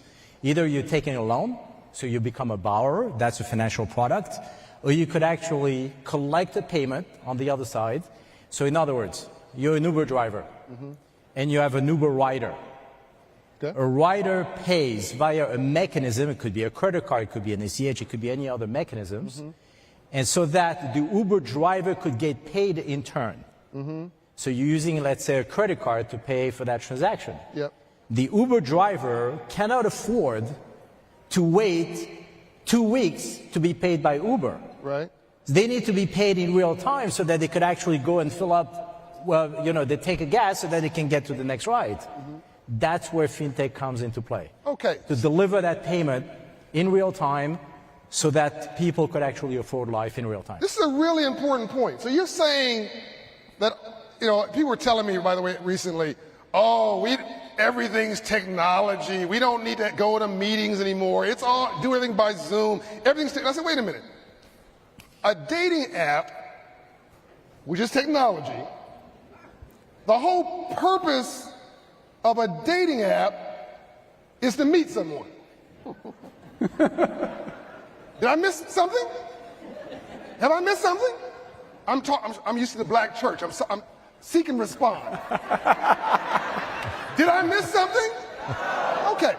So what you just told me is behind all of this technology is a hamster wheel called people and a bank with an FDIC insurance and a regulator. In other words, the technology that allows an Uber driver to get paid, they may just see Uber, and by the way, Uber is one of our Hope Inside the Workplace partners. We're honored to be partners with them. But that technology, really important, Silicon Valley, they can't do it by themselves. That is correct. They need a bank to connect with. You guys following this? The technology company needs a bank to partner with, and that bank has something as old as American commerce, which is federal regulation. That is absolutely correct. And the responsible way of conducting that transaction so that movement of money is done in a legal and regulatory way, you need a bank in order to execute that transaction at the end of the day. The last mile needs to be executed by the bank. The last mile, the last part of that transaction. Because the bank has 200 years of regulatory compliance DNA. The name of the game here is if we don't control that transaction to protect the consumers or the small businesses, we will be shut down. Right. So his peer, which is the FDIC chair, or his peer, the Federal Reserve chairman or whoever, the Federal Reserve leadership, or I missed one, CFPB. Have I missed a regulator? There's lots. Somebody with a government badge could shut you down, a bank, if you don't do it right. Right? That is correct. Which means I think the comptroller wants to add something. Go ahead, please. But the fintechs are not regulated as banks. Okay, so this is where we're now moving into the future. So in the past, if you dealt with the bank did everything. Everything was done by the bank. And now we're moving, your example, I think what Gilles was talking about, we're moving into a world where the line between a bank and a non-bank providing a banking service is starting to blur. You don't know the difference. We care, Gilles cares, the fintechs care, and the question is, again, how do we ensure that that service is safe, sound, and fair for everybody? That gets complicated when some of them are regulated directly by, say, the OCC or not, and you got a bunch of fintechs who are in the space of commerce. They're not regulated directly by us. And so I think this is something we're working through right now because we want to harness what's good from technology. But as we're seeing in the crypto space, if it's not regulated, it can run off the rails. And so this is something that we really need to pay a lot of attention to. So Joanne, I'm coming to you next. Hold on 1 second. I want to talk to you about FTX, which is really important because I think this is where the conversation needs to go. But let's go back to this for a minute. To show you how much integrity this man has. I've known him for years. He's a partner of Operation Hope. So we're backstage, and I asked him a question, which I won't repeat here, but I asked him a question about somebody we both know that they do business with that's an unregulated institution in fintech. And I asked, it was a philosophical question. It wasn't a specific question. It wasn't, I don't believe, a confidential question. But his response, rightly so, was, I can't comment on that. Because what he knows that I don't is that there are fiduciary lines that he knows he can't cross, but as an FDIC insured bank, he knew there were things he could talk to his friend John Bryant about and things he couldn't, and I knew enough not to ask him another question. But that's what you want. You want a banker like this who knows where the lines are and respects them. Now, Joanne, in this FTX situation, as I understand it, no banks were present anywhere. It was all just a bunch of 18-year-olds, whatever, they're 1880, unregulated, off the chain, living in the Bahamas. CEO is 30. Huh? The CEO is 30. CEO is 30. Yeah. Going on 18. Yeah. And this guy went from a net worth of $26 billion to nothing almost overnight. Yeah. And with that, a number of depositors, well, I don't know, investors, clients, I don't know what you call them, because they weren't FDIC insured banks. This is where it starts to get messy. Joanne, help us unpack this for the audience. Yeah. So I'm going to take this from a little bit of a different angle. Sure. I agree with every word that has been said on this panel. As Mike knows, I'm a former regulator myself. I think crypto needs regulation. It's a young industry. It's evolving and changing quickly. And the FTX meltdown a few weeks ago is one of the most spectacular failures in the history of finance. I mean, it's an unbelievable implosion of a seemingly serious company. So we need more regulation. Crypto's full of risk. Crypto means a lot of different things that need to be regulated in different ways. I'm afraid I'll put everyone to sleep if we start talking about like which things need regulating exactly. But I would like to say that maybe taking a little bit of a contrarian view, sure, there is a lot of power in this technology, and I know we're going to talk about financial inclusion, potentially to drive toward better financial services. When we talk about the 100 years of good compliance DNA in the banking system that you mentioned, Jill, that's true, it's there, I respect it, but it has also been accompanied through the years by a lot of banking behavior that has been exclusionary and been too cautious and too careful, and left a lot of people out of the system, which is part of what has drawn people to crypto. I'm sure a lot of people in this room know this, but the crypto world has a very strong developer community of people of color. There was a conference in Washington a few months ago called, I think it was called the Black Blockchain Conference, and they sold a T-shirt that said, "Satoshi is black." Satoshi Nakamoto was the person or people who claimed to have founded crypto.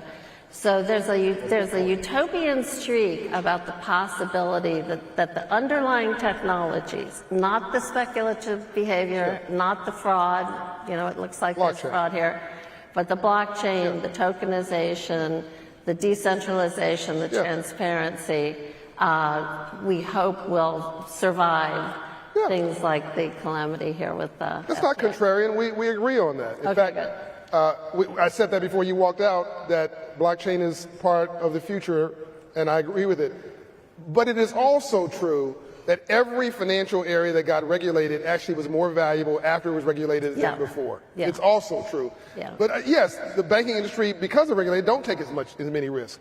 My problem is, if you bought that Bitcoin at 60,000, and now it's, 16,000 or whatever, the people who bought it between 16,000 and 60,000, they look like me. They don't have a trust fund. Yeah. To go pull and go, oh, well, oops. Definitely. That might have been everything you had in the world. And I'm sorry, that's not okay with me. It's just not. So we got to find a happy medium between innovation and stodginess. Exactly. And I wonder if we can start to use technology to move to a new model for investor protection that doesn't assume that some people just shouldn't be able to get in on an opportunity, but rather to be more nuanced about how to figure out when is an investment inappropriate for someone, unsuitable is the term in the law, and when might it be suitable for people to be able to come in and have an opportunity on the upside. Comptroller? So I agree that we have to strike the right balance, but I think I want to be really careful. When we talk about innovation, a lot of technologists, I think especially in the crypto space, are coming from a world where, what are they innovating? They're innovating apps, apps, entertainment, things where I would say the stakes are low. Yep. With money, stakes are high. Yep. I think of money as like transportation, like airplanes, housing, medicine, yep. Right? We want innovation with our medicine. We want innovation, but we don't want planes falling out of the sky, and we don't want medicine that's going to kill us. And so I think we have to approach it with that mindset. And I'm afraid that in the financial technology space, some of the technologists don't have that appreciation that when you're dealing with other people's money, the stakes are high and the bar for innovation is just much higher than if you're making an app that's going to make your life a little bit more convenient. Nothing against that. But if that breaks, it's not a big deal. When this breaks, people are losing their money, they're losing their homes, they're losing their savings. That's a way bigger deal. So I think that perspective had got a little lost with crypto and in some corners of the fintech space. So I think that's a reckoning I think that we're going through right now. I think that's healthy. I think conversations like this really help. And I will say also as a closing comment, I think it's no accident that certain promoters of this who are less ethical than a Jill, less concerned than a Joanne, I think that there's no accident that they found a population of people who are frustrated, upset with the mainstream system, emotional about it, looking for a way to short circuit from poverty to a paycheck, wanted to get rich, I'll say it, quick, just say it, and did not have necessarily the financial literacy or the sophistication to understand they're being jammed up. We're not talking about unintelligent people. If you're black in America, you're born on probation in America. You're twice as smart, twice as intelligent, twice as well dressed, get up twice as early, stay up twice as late, you got too much mothered into your money. You're a black woman raising a family needs a Nobel Peace Prize for innovating. I'm talking about smart people here. But it's what you don't know that you don't know that's killing you, but you think you know. And there's somebody out there trying to separate you from your wallet. And I got a problem with that.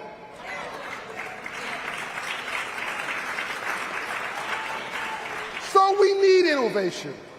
And we need banks to find better pathways. And we need for you guys to relax every now and then, but not too much. and we need guys like you to push the envelope and start a business as you're the founder of the bank. You started with nothing. What's the assets now? About 10 billion. Oh, no. Hold on, slow. Wait, whoa. Hold on. See how cool he said that? He started it with nothing. What's the assets now? 10 billion. See, he says 10 billion. He just whispered it. When you make 5,000, you scream it. Do you know there are no ugly billionaires? My man said, very cool, 10 billion. See, that's what I love. I love making smart sexy. That's sexy right there. So we want more guys like you. I'm just a rabbi in the room. I'm here for the kosher certification.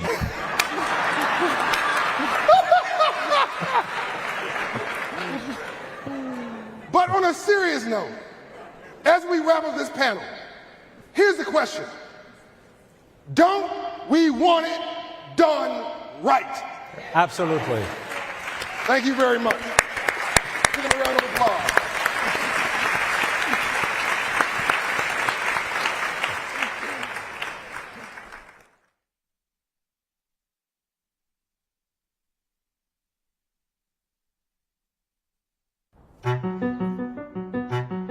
My name is Jalen Waddle, wide receiver for the Miami Dolphins.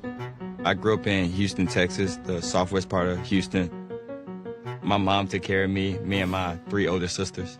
She's always on my mind when I go out there and compete.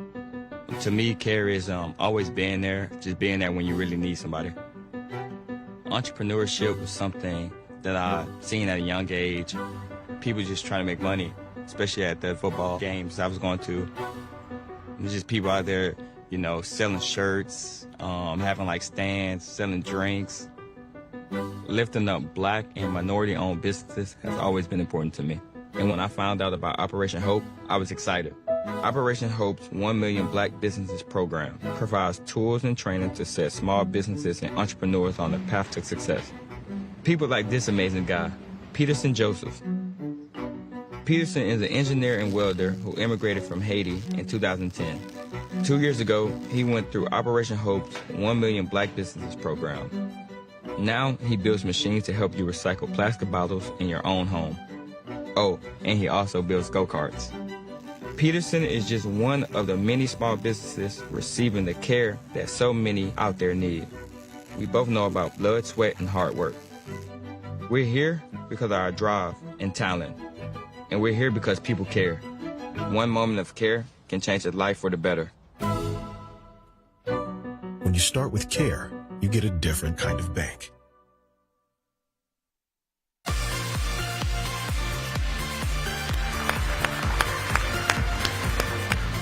Hope you are enjoying yourself so far. Where's that Truist table? Oh, did I say Truist tables? I'm sorry. A friend was texting me backstage, "Hey Vern, how are ya?"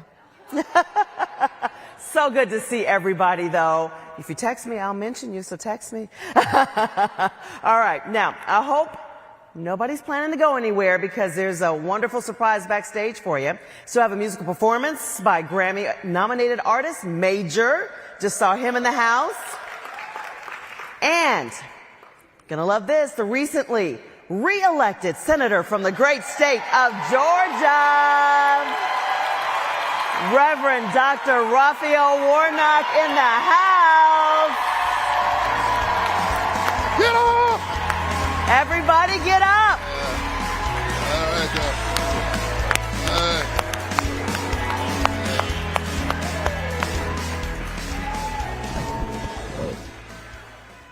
Wow. Hello, everybody. So, yeah. So Dr. King said, where do we go from here? Right here. How long? Not long. How long? Not long. So I was watching his Senator Dr. Reverend Warnock's acceptance speech, and I was texting him how touched I was about it. And the next thing I hear when he walks out on stage, he says, "My mother picked cotton, and now she's picking a U.S. senator."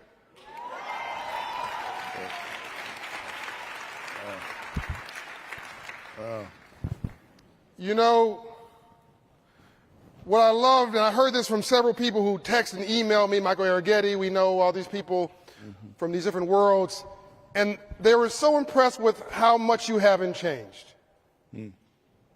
You're the same normal guy they met and they respected, the authenticity. I'm going to get into our history a little bit, but I found that success only amplifies who you were already. I'm sorry, success, yeah, if you are a good guy or a good lady, you become a better person who's successful. If you are a jerk who becomes successful, you become a perfected jerk. And I watch for people as they assail and they go to Washington, I watch how some people become important. They come down with Quincy Jones, a case of seriousness. See there? He even laughed off without a script. Talk without being offensive, listen without being defensive, always leave even your adversary with their dignity. That's Reverend Senator Warnock. You have been the same guy since I met you, where does that come from? Is that mom and dad? Yes. Hello, everybody. Good to see you.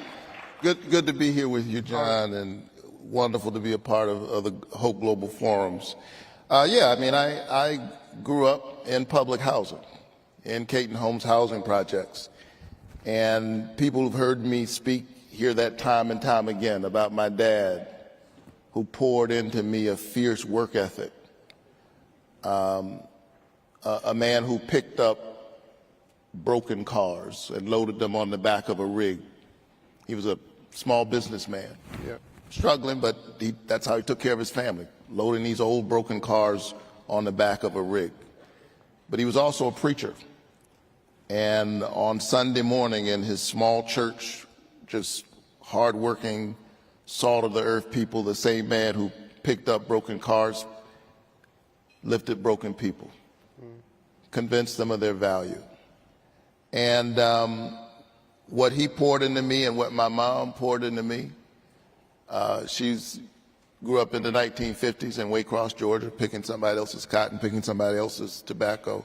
That is the foundation for who I am. And in a real sense, with all of the things that I've been able to do, I feel like I'm still standing on tiptoe trying to catch up to my dad and my mom.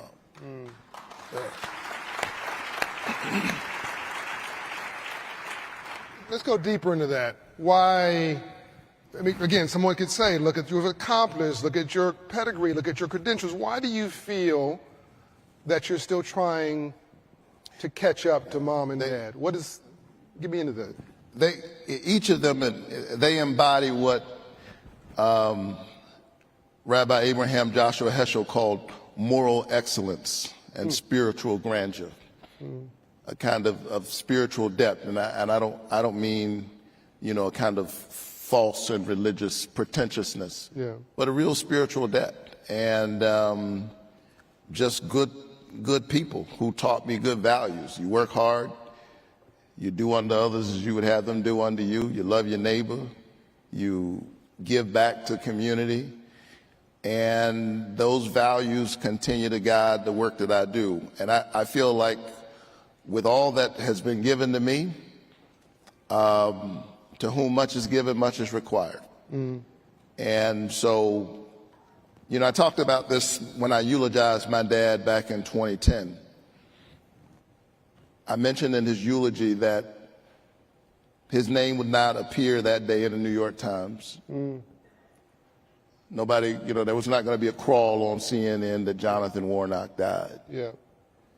But here is an ordinary man with an extraordinary epitaph. He loved his family. He loved his wife. He took care of his children. He worked hard. He loved his country before his country learned how to love him back. My dad was born in 1917. I had an older father. Wow. I'm 53, but my dad was born in 1917. And I say I had an older father, but I came pretty close. I've got a 4-year-old at home and a 6-year-old. Don't hate.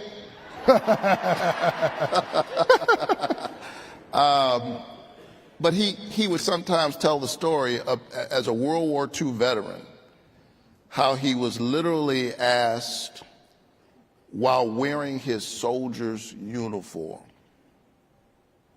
to give up his seat to a white teenager. And the skin he was wearing was more important than the uniform he was wearing. To others. And in terms of how the society saw it. Right. And so he was asked to give up his seat, and he would tell that story as a part of the reality that shaped his life, but he was never bitter. He was never overwhelmed with bitterness. We said the Pledge of Allegiance in my church, in the church where he raised us. That's where I learned to say the Pledge of Allegiance, in a little black church. And he taught us to love country. And he saw the arc of change in our country, born in 1917. So he saw enough change to know that the country could be better. The Great Depression and World War II. All of that. Civil rights movement. He lived through all of that. And then he passed that on to us. And so I know that these are very difficult times, difficult days, but we've seen difficulty before. When I think about my dad and I think about my mom, when I think about the great John Lewis, who was my parishioner, who am I to give up? That's right. That's right.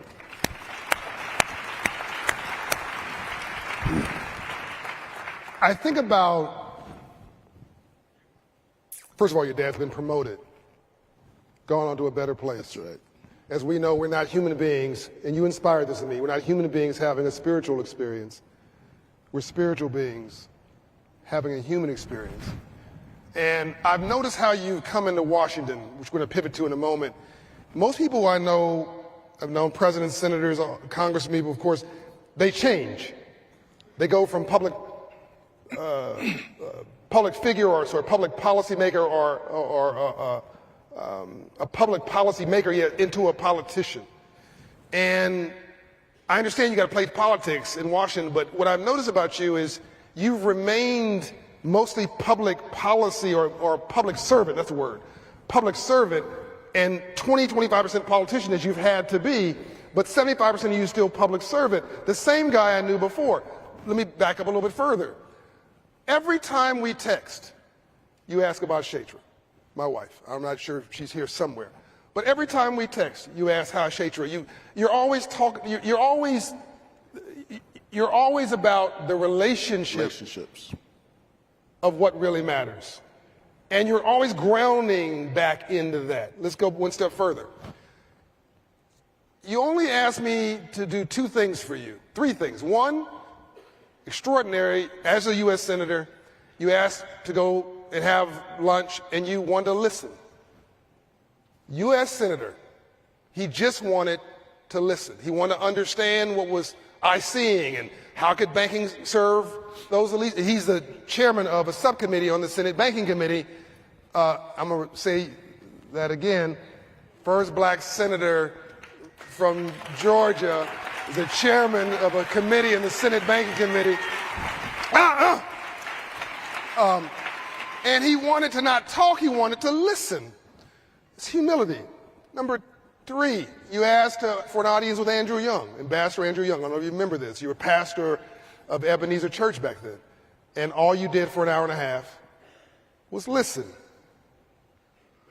You're pastor of Ebenezer Church. That was the fifth pastor. Ebenezer was founded in 1886.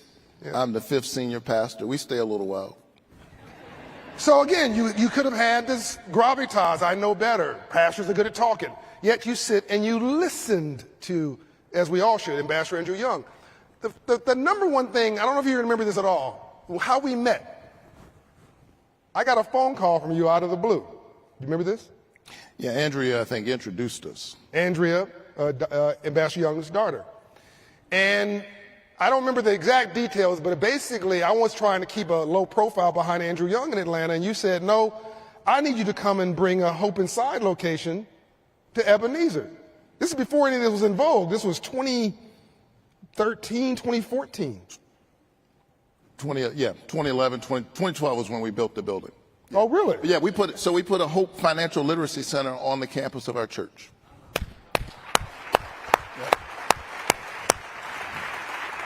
And I said, I don't really think I can do that. I don't have the money. I haven't raised it. I don't know where to get it. And then he said to me, well, you know, John, Dr. King's father, Daddy King, served on the board of Citizens Trust Bank for 50 years. And there's a strong legacy of civil rights and what you call, John, civil rights, and people doing something with nothing. And if they can find a way to do it, I'm sure you can. But if you don't want to do this, anyway, we built a Hope Inside at Daddy King's building, which stands today at Ebenezer Church. And we're the first Hope Inside or faith-based Hope Inside we've ever had at a church in the country. We're now at several, including Mason Temple in Memphis, yes. We're the last place that Dr. King Preach that, yes. So you had a vision. You had a vision yourself of how free enterprise, capitalism, economics, access, and opportunity could serve the least of these God's children. This was your own thought process. Where did that come from? And how'd you marry that with theology? Well, Brilliant. as I pointed out to you when we met all those years ago, Daddy King was on the board of a bank. Daddy King said, don't forget about the 11th and the 12th commandments. Number 11, thou shalt send your kids to college or technical school or somewhere. And number 12, thou shalt own some land because the Lord ain't making any more. And, you know, Daddy King was a capitalist. Yeah, he was, yeah.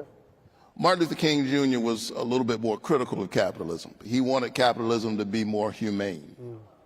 And he had he questioned, he raised the kinds of questions to create what he called the beloved community. And he worried about the ways in which we could be given over to materialism, what he called the triplet evils of racism, militarism, and materialism. Right. So I live inside that tension. And it's the reason I'm on the banking committee, because it's very important that our banking system and our financial institutions work for everybody. Yeah. Which is why I've introduced legislation to address a whole range of issues like affordable housing. I've introduced legislation to help first-time homeowners buy houses, to get more equity in their homes earlier. Coming out of the pandemic, we saw a whole range of bad actors engaged in scams. Yeah. And so as chair of that committee dealing with consumer protection, I've been very focused on protecting consumers from the kinds of scams that we saw coming out of the pandemic and that we see all the time. Yeah. And while at the same time strengthening and understanding the importance of our banking system, we had to hold everybody accountable. That's right. And so we saw some in that space with these various kinds of fees that have to do with overdrafts and that kind of thing, which literally became how some of the banks stayed solvent. Was through overdraft fees. And so we've held them accountable, we're pushing them hard, and a lot of them have made some regulations, or some of them have made regulations on their own, but I intend to keep pushing on that front. We gotta hold everybody accountable. So what can we do to make, through your service on the banking committee, to make free enterprise in financial services work for all of God's children in your view? Is there low-hanging fruit? By the way, I know that you're working across the aisle. Even in your campaign speech. I am proudly the 18th most bipartisan senator in the Senate, which is a little bit of an achievement because in terms of seniority, until we get back in January, new Congress open. But in terms of seniority, out of 100, I'm number 100. Doesn't get any lower. You don't get any more junior than me. I'm even junior to young John Ossoff, and he's only 19 years old. He's the senior senator. I'm the junior senator. For Georgia. Even though we came in the same time. That's because his last name begins with an O and mine begins with a W. But he and I are great friends. Every now and then I look over at him and say, what a great achievement, O versus W. But he's a great guy. We work together and work very closely. But I am the 18th most bipartisan senator in the Senate. I've done bills I did a bill with Ted Cruz. Really? An amendment. We were getting ready to pass the bipartisan infrastructure bill. Yeah, which is really necessary. Yeah, by the way, I think this is what happens when you send a pastor to the Senate. I think infrastructure is spiritual. I think it's about the house that we live in together. Yeah. and the recognition that, yeah, it's about roads and bridges and broadband and all of that, but it is the recognition that we live in this same house together. If you went to a family's home that had resources, I'm not talking about a poor family, that actually had resources, and they were sitting there having dinner, and it was literally raining on the dining room table. The roof was caving in, the grass was 2 feet tall, the fence needed painting.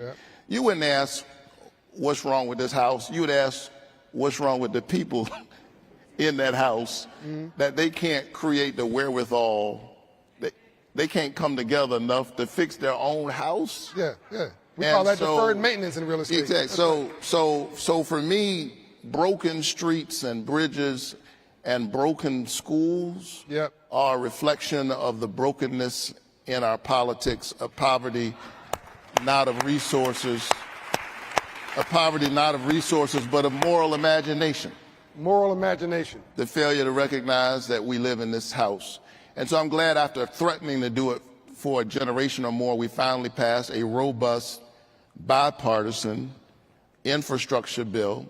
And while we were doing that, a strange thing happened. It's called the Warnock-Cruz Amendment. Ted Cruz and I are on the same committee. We're both on the Commerce Committee. Most of the time, honestly, no shade to my Republican friends out there, but most of the time Ted's talking, I'm wondering, really? I'm thinking, you got dressed to come here to say that? But as it turns out, I'm seeing some of my Republican friends out here. So as it turns out, one day there was something he wanted to get done that I also wanted to get done, and we couldn't get it done in committee because of the rules of the Senate. We had to take it to the floor of the Senate. The night we passed the bipartisan infrastructure bill, Senator Cruz stood up and made his argument about why he thought we should do this thing. And then it came my turn. I stood up, made my argument, and then I closed with words I'd never imagined hearing myself say. I said, Mr. President, in closing, I'd like to associate myself with the words of the senator from Texas, Ted Cruz. And the chamber burst into both laughter and applause. Even Mitch McConnell was smiling. They couldn't believe it. And they passed it overwhelmingly. I think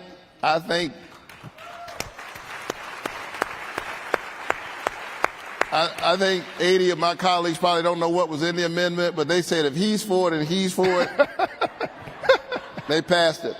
And someone might wonder, Twitter was ablaze that night, like, what's going on here? What could Raphael Warnock and Ted Cruz be working on together? Well, there's a road in Texas that right now is 25 miles long. He wants to build it out. I say it's a road, it's actually I-14, Interstate 14. He wants to build it out. He wanted to simply name it a priority corridor to get us closer to getting the resources to get it built out. Well, the same road that runs through Texas runs through Georgia. It runs through blue communities and red communities. It runs through what Parliament, I'm showing my age, talked about chocolate cities and vanilla suburbs. All kinds of, and if we get the road built out, nobody asks, are you a Republican or a Democrat? Some people will be going to the church, some will be going to the temple, others will be going to the mosque, some will be going to the bar. But if we build the road out, everybody can get to where they need to go. Those who are working and the people they work for, essential workers and CEOs, all get on the same road to get to where they're going. And so here's what guides my work as a legislator. There is a road that runs through our humanity that's bigger than partisan politics, that's bigger, certainly bigger than the racial divide, bigger than geographical differences, and our job is to make haste to that road that connects our humanity. And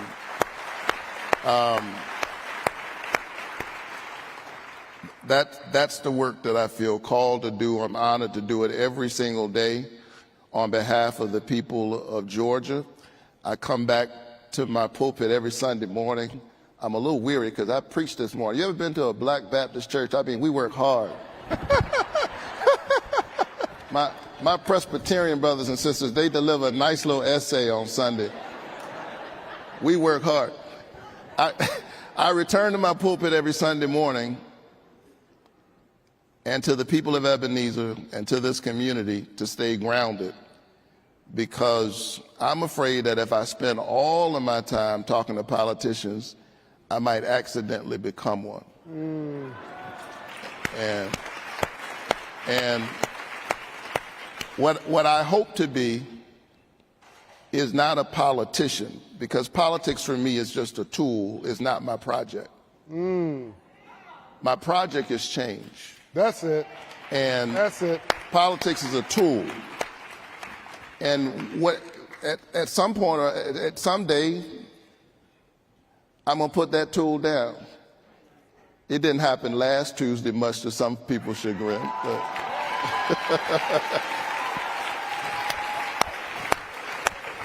We weren't ready to put it down last Tuesday, but at some point I'll put this tool down. But what keeps you authentic is knowing what your project is. That's right. And my project is change. It's building what Dr. King called the beloved community. It's building God's kingdom imbued with love and justice.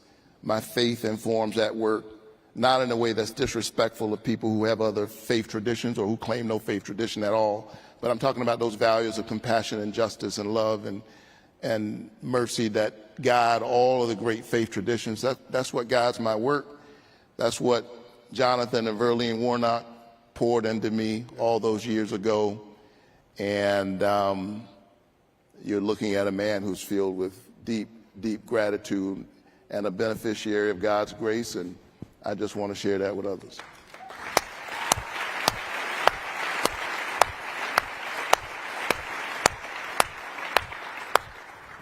We have some church in here, aren't we? Does that mean I get to raise the offering? You might. And indirectly, you already have. Won re-election. I tell you, it's an interesting factoid. I'm because of what I do here at Operation Hope in my life, I don't engage in partisan politics. You know that. I don't endorse people. The first time I'm aware of in history, my history, I did it very quietly, did it very simply. I put an IG post of you, and my wife and I went and voted, and I said we voted, and I said I voted for Reverend Warnock.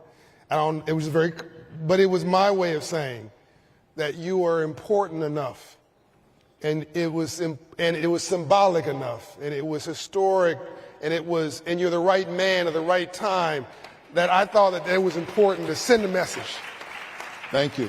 That this is something that had to be done. There was no other choice.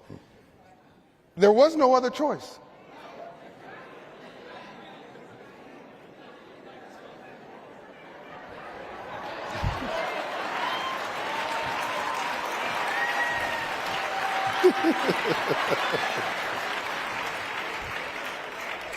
So as we wrap up, I've got two thoughts. You remind me of two things, Reverend Dr. Senator Warnock, friend.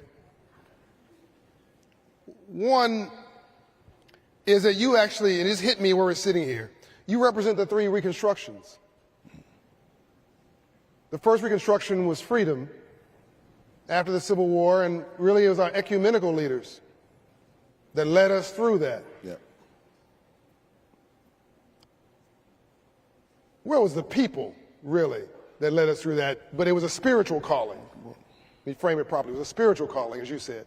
Then the second Reconstruction was really about access during the Civil Rights Movement. And the church had a role in that, and people had a role in that, but it became political. It became about public policy. You're doing that second role. And then the third Reconstruction, between 2020 and 2030, I think is about opportunity. And the color is green. It's not black or white or red or blue, which is why I think you're working across the aisle, trying to get it done. That's about opportunity. That's free enterprise. That's economics. That's opportunity. You're serving on the banking committee. You actually represent the only person I know of in the Senate that actually can speak with absolute authority on all 3 reconstructions. You also remind me of Dr. King's story of him and Dr. Andrew Young were in Israel, and a reporter came to him and asked him about the Jericho Road. You know the story? For the sake of the audience. Yeah.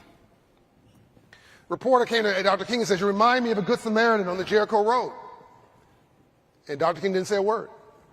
And then later on, Ambassador Young asked him, "Why didn't you comment on that?" He said, "Well, Andy," he called him Andy, "I like the Good Samaritan. We respect the Good Samaritan. We need Good Samaritans.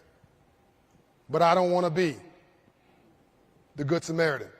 He said, "Andy, that infrastructure, that road is dangerous. It's unpaved. It's uncared for. It's unkept. There are blind corners. There are people laying in wait to rob people I care about. There are no street lights up. Andy, we got to pave the Jericho Road. We got to put street lights up along the Jericho Road. We need small business owners along the Jericho Road. We need to create homeowners along the Jericho Road. We need energy along the Jericho Road. Andy, we need people who can repair the Jericho Road." That's what our future calls for. And what I didn't understand is that 50 plus years later, in his very pulpit at Ebenezer Church, he was calling forth Reverend Dr. Senator Raphael Warnock. Ladies and gentlemen, please say thank you to my friend, Senator Warnock. Thank you.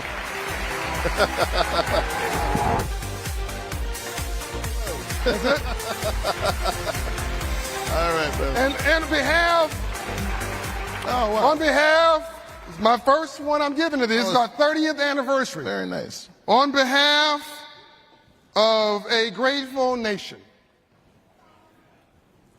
on behalf of a grateful friend, on behalf of an organization that you encouraged to do good when we thought we couldn't, of putting our first hope inside of a place of worship at historic Ebenezer Church. 30 Years of Hope Legacy Leadership Award presented to Senator Raphael Warnock at the Hope 2022 Hope Global Forum. Our first ever award to a U.S. Senator, Raphael Warnock. Please join me. Thank you, brother. Thank you. Thank you, man. Love you, man. Thank you.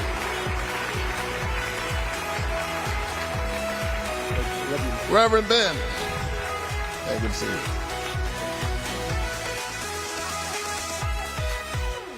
Proud of you. Got our shoes on. Proud of you, brother. All right.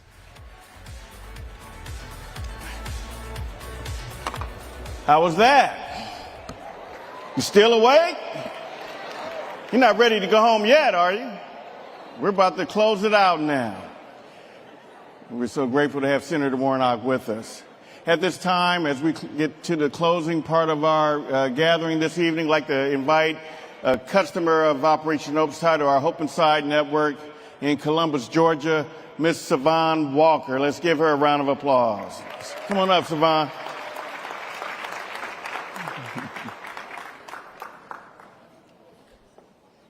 Good evening, everyone. My name is Savannah Walker, and for 4 decades, I lived in some type of financial dysfunction and trauma. In 2015, my 7 children and I escaped a polygamous relationship. I am the proud mom of 11 children. I have 5 sons and 6 daughters. Throughout all of the trauma and the things that we experienced, my children were dedicated to being servants, to being good leaders, and devoted to education. The oldest children graduating from colleges such as Columbus State, University of West Georgia, University of Georgia, Yale University, Columbia University, and now attending Vanderbilt University. Through this experience, we were homeless twice. However, it did not stop the motivation and the willpower to have a better life. In 2018, I began the financial journey along with the emotional and mental journey of healing. And through that journey, I met my coach, Mike Leonez of Operation Hope through Synovus Bank. Operation Hope has been a lifesaver in so many ways. My coach demonstrating care, patience, love, and understanding gave me the tools through financial literacy to become a first-time homeowner. Through this journey, my credit score has improved 200 points at least. I'm well close to 800 points. So I'm so excited and so overwhelmed to be a part of the Operation Hope family. And I will never forget all of the benefits of being a part of this organization. Thank you so much, and it's a great honor. Thank you, my dear. Thank you. And it's fitting that Ms. Walker gave her testimony because, you know, this is really what the work is about, changing lives. I've been doing this for 30 years. Still got my hair, by the way. Long time. And she represents the over 250 coaches in 200 cities, thanks to our partners, that we're able to have this type of impact. And I tell our coaches many times, because they're focusing on being of service and helping people, that you're having an impact on lives, generational lives. And so Ms. Walker really represents the great work that all of our coaches are doing. And so with that said, I want to have Brett Billick come up from Self Financial, fintech company that's helping people with being credible, credit responsible, and savings responsible. And Brett was very kind to sponsor this one of the last segments of our evening, because he and Self Financial recognize what are we doing for the coaches to acknowledge the great work they're doing. And so thanks to his kind generosity, we're able to fly 3 of our coaches from various parts of the U.S. that represent all of the 250 coaches that are doing the hard work. And so if I can have, not in any order, Eric Clay from Los Angeles with our Union Bank partnership. Pre Oliver, come on up, with our Fulton Bank, Hope Inside in Philadelphia.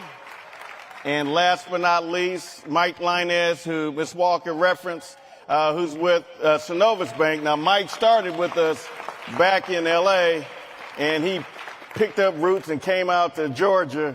He also represented us at the Emirates many years ago, bringing financial literacy to the Middle East. And so all 3 of them, you guys come over here. You're going to need to get behind me. You guys are stars. They represent the great work that all of our coaches are doing. And so give them and all of our coaches a round of applause for what they do. Eric's been with us for 20 years. We got stories, which I won't bore you with. Mike, 8 years, and Pre Oliver, 4 years. And they are really the true representation of the great work that we're doing. And I thank all of our sponsors, our partners for over the years, because without their support, we don't do what we do. So on behalf of Self Financial and Brett's the Chief Marketing Officer with Self Financial, we're going to give each of them $1,000 for us saying thank you. Let's give them a round of applause.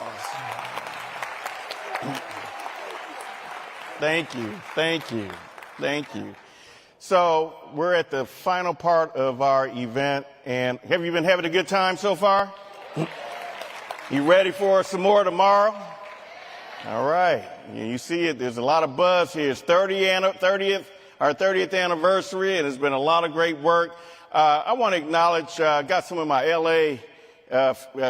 People who I started with, John and I started with in L.A. Is John Ruzan still here with Vermont Slauson? If so, stand up, Joe. If he's is still here. Feresi, stand on up. You know, these are the pioneers that worked with John and I back in Los Angeles in 1992. Stephen Turner, you still here, Stephen Turner? See him back there? Absolutely. I don't know if we have the West Angeles family here, Dr. Allen, Lula Bolton, and others, but it's important for me to recognize them because when John had this vision in 1992, no one knew what financial literacy was about. What is that? And so Operation Hope, right after the civil unrest, Reverend Murray from First AME Church in LA and others came together, Bishop Blake, West Angeles Church, and many others just really came together, Mayor Tom Bradley at the time, to really come as a coalition to address the situation at the time with something positive. And that was, how can we help people become stakeholders in the communities that we serve? We started in LA, and now we're in over 40 states thanks to all of our partners. And so I just want to thank all of you for being here. This is a special 2 or 3 days for us. A lot of work has been happening in 30 years, and so we're really blessed to have all of you here. And so we have one last award that we want to acknowledge. I hope I don't get emotional. Not because of you. I ain't getting emotional over you. Get on back there. He from Compton, y'all. He from Compton. But where's my other mom at? Miss Juanita Smith, the queen. Come on up here, Mom. I've known John's mother, Juanita Smith, for as long as I've known John, obviously, 35 years, I believe. And, you know, she has just been a force in both of our lives, helping us. That's right. I'm going to turn it over to John in a second. But that's the queen right here. Raised us 2 knuckleheads from Compton and Carson. And, Mom, we love you. We have something special for you. I'm going to have your son say something loving about you, but we're giving you the 30 Years of Hope Legacy Leadership Award. Let's give a round of applause, a standing ovation for Juanita Smith, Mom and Queen of Hope. Go on and say something about your mom. Come on, Mom.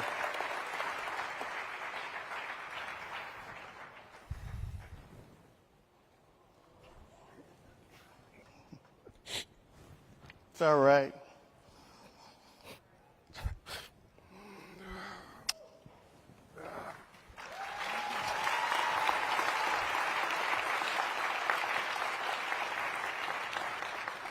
Apologies for that. It's all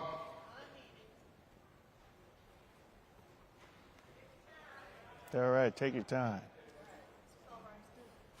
She put up with us for 30 years. I guess She told me she loved me every day of my life.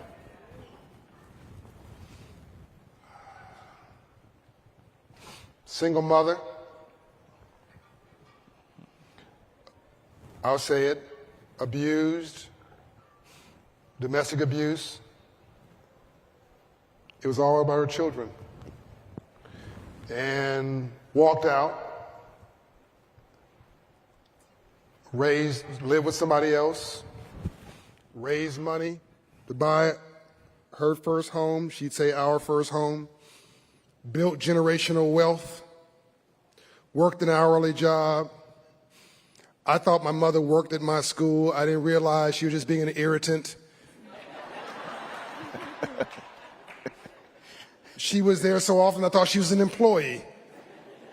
And then when a job came available as a janitor, she had been laid off by Donald Douglas Aircraft. She refused to take welfare. She went to the job as a janitor so she could spend time with her child.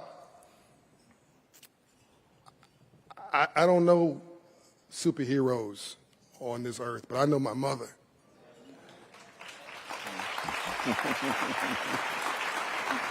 And if you like, it's all right. If you like anything I'm doing, if you support anything I'm doing, then please say thank you to my mother. We love you, Mom. That's the queen right there. You gonna say something, buddy?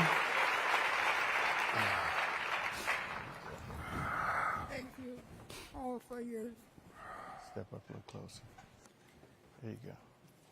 Thanks to all of you for you to thank you. I did what a mother's supposed to do, is take care of the children till they get able to take care of themselves. And I think I did that.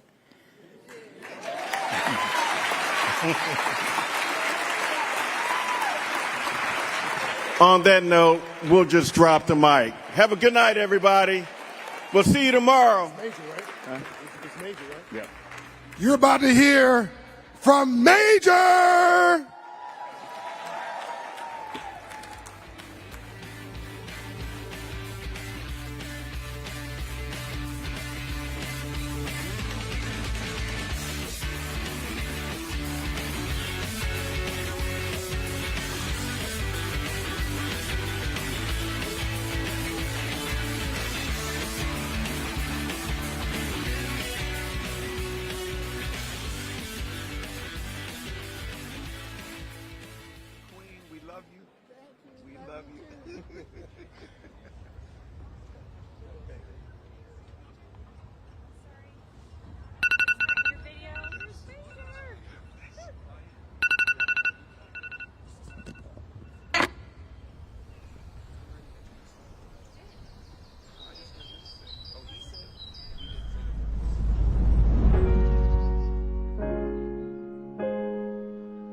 What if I told you hope was the key?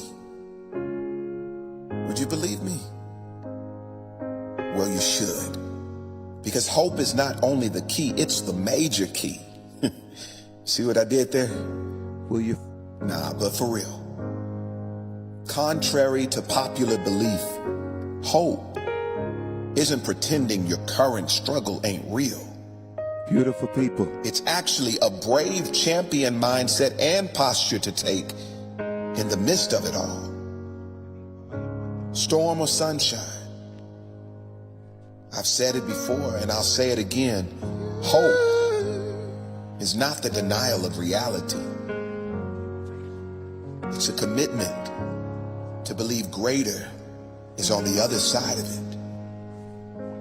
So you can either choose to be dragged along by the hardship of your current circumstances into things finally working out, or you can commit your mind to knowing that if you simply get through this, you'll eventually walk into all things being well in due season. Brighter days are coming. Brighter days. There's light at the end of this tunnel. There is light. Reverend Jesse Jackson's been saying it for years. Keep hope alive.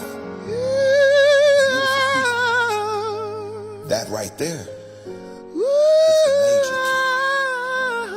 Hope. It's a powerful thing.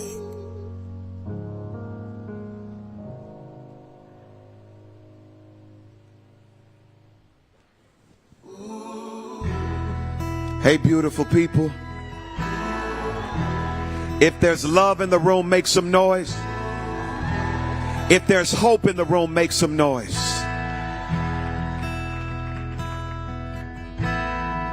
Yesterday, I loved you. Today, I think I love you even more. Yeah, yeah.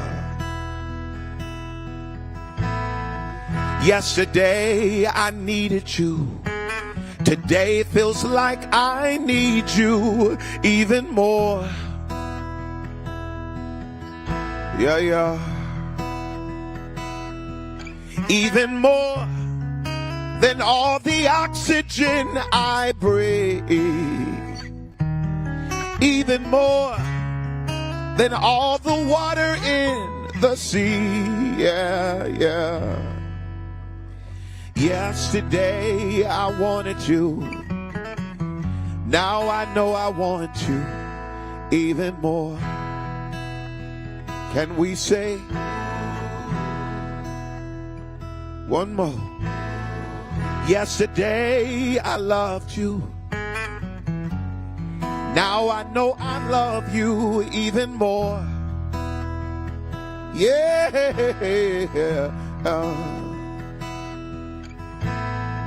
Yesterday I needed you. Today feels like I need you even more.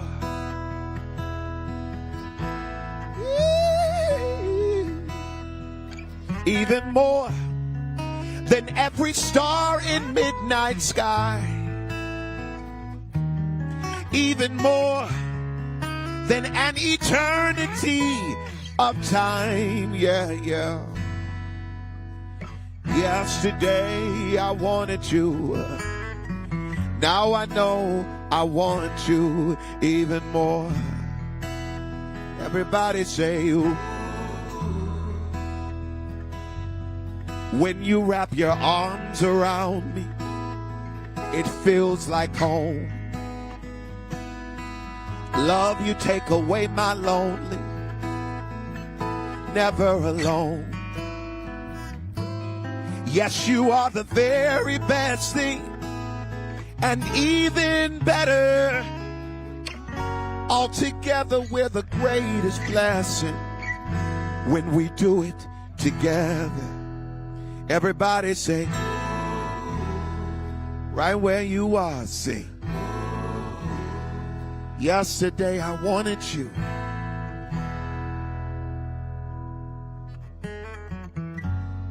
Now I know I want you even more.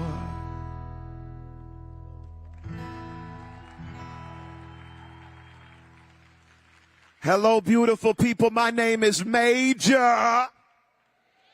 That's the name my mama named me, so make some noise for my mama. I see the Queen Mama Hope over here, and my mama, and I'm sure there's some mamas in the building right now. So if you're a mama in the building, make some noise for yourself. I love my mama a whole lot, like a lot. It's an honor to be here.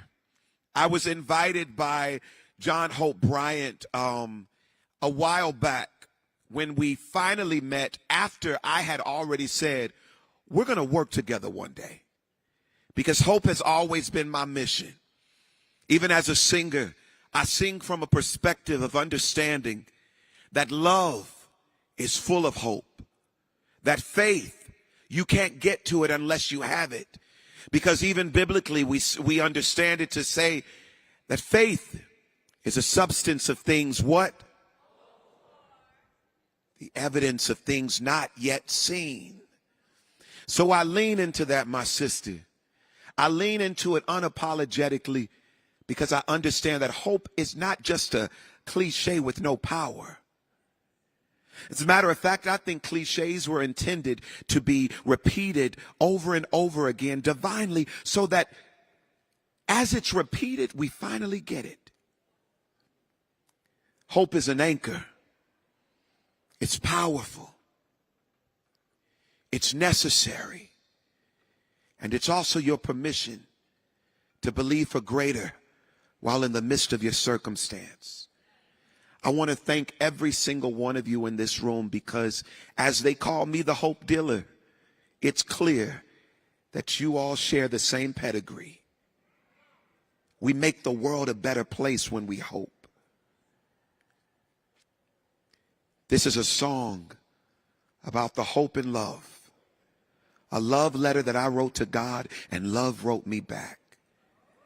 Beautiful people, we're about to make a movie. This is why I love you.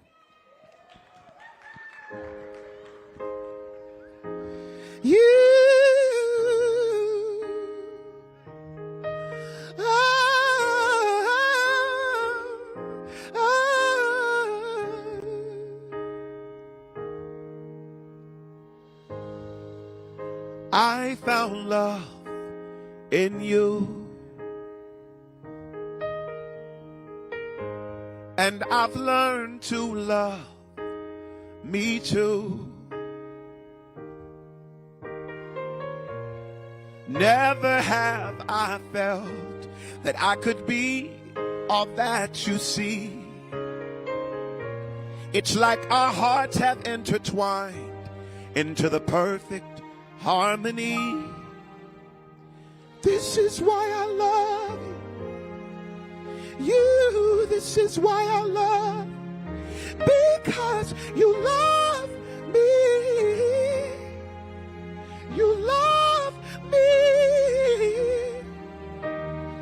This is why I love you. This is why I love you. Because you love me. You love me. I found love, and I found it in you.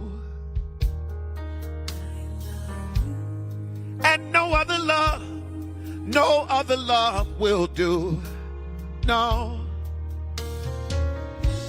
Every moment that you smile, it chases all the pain away. Forever and a while, in my heart is where you'll stay. Can you help me sing? If you got it, please sing it with me. Because you love me. You love me.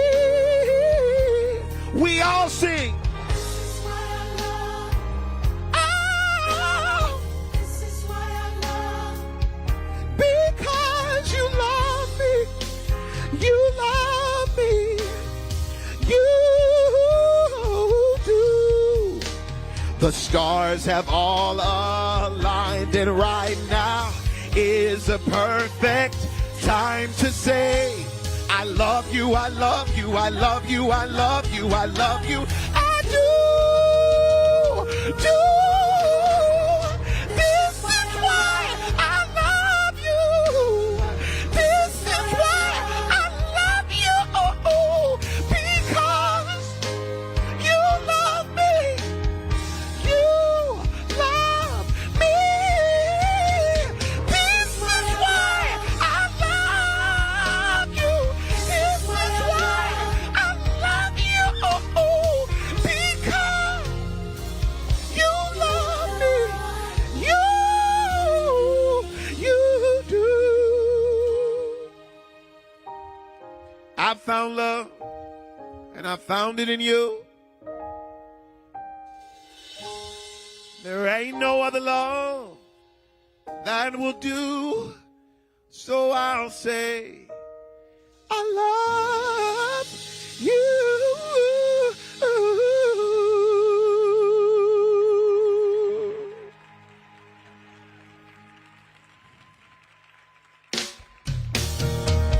Turn the music up. Turn my mic up. Beautiful people, everybody on your feet right now. If there is love and hope in the room, I need to hear you loud on the count of 3. 1, 2, 3. Make some noise. Please don't underestimate the power of love. It's great. It is tremendous. And hope is its fuel. It's its gas. It gets it to the places that even our words can't get to. This is why I love you. Everybody sing it out. This is why I love. Everybody sing it out. This is why I love. Everybody sing it out. This is why I love. I don't hear you sing it out. This is why I love. You get a rose just like that. Everybody sing it out. One more again, one more again. I see you over here. I found love and beautiful people. I found it in you. My fellow hope dealers, there ain't no other love that will do. So I'll say, I love you. I love you.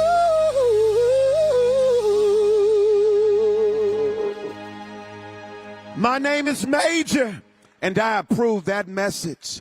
God bless you. I'll see you this week.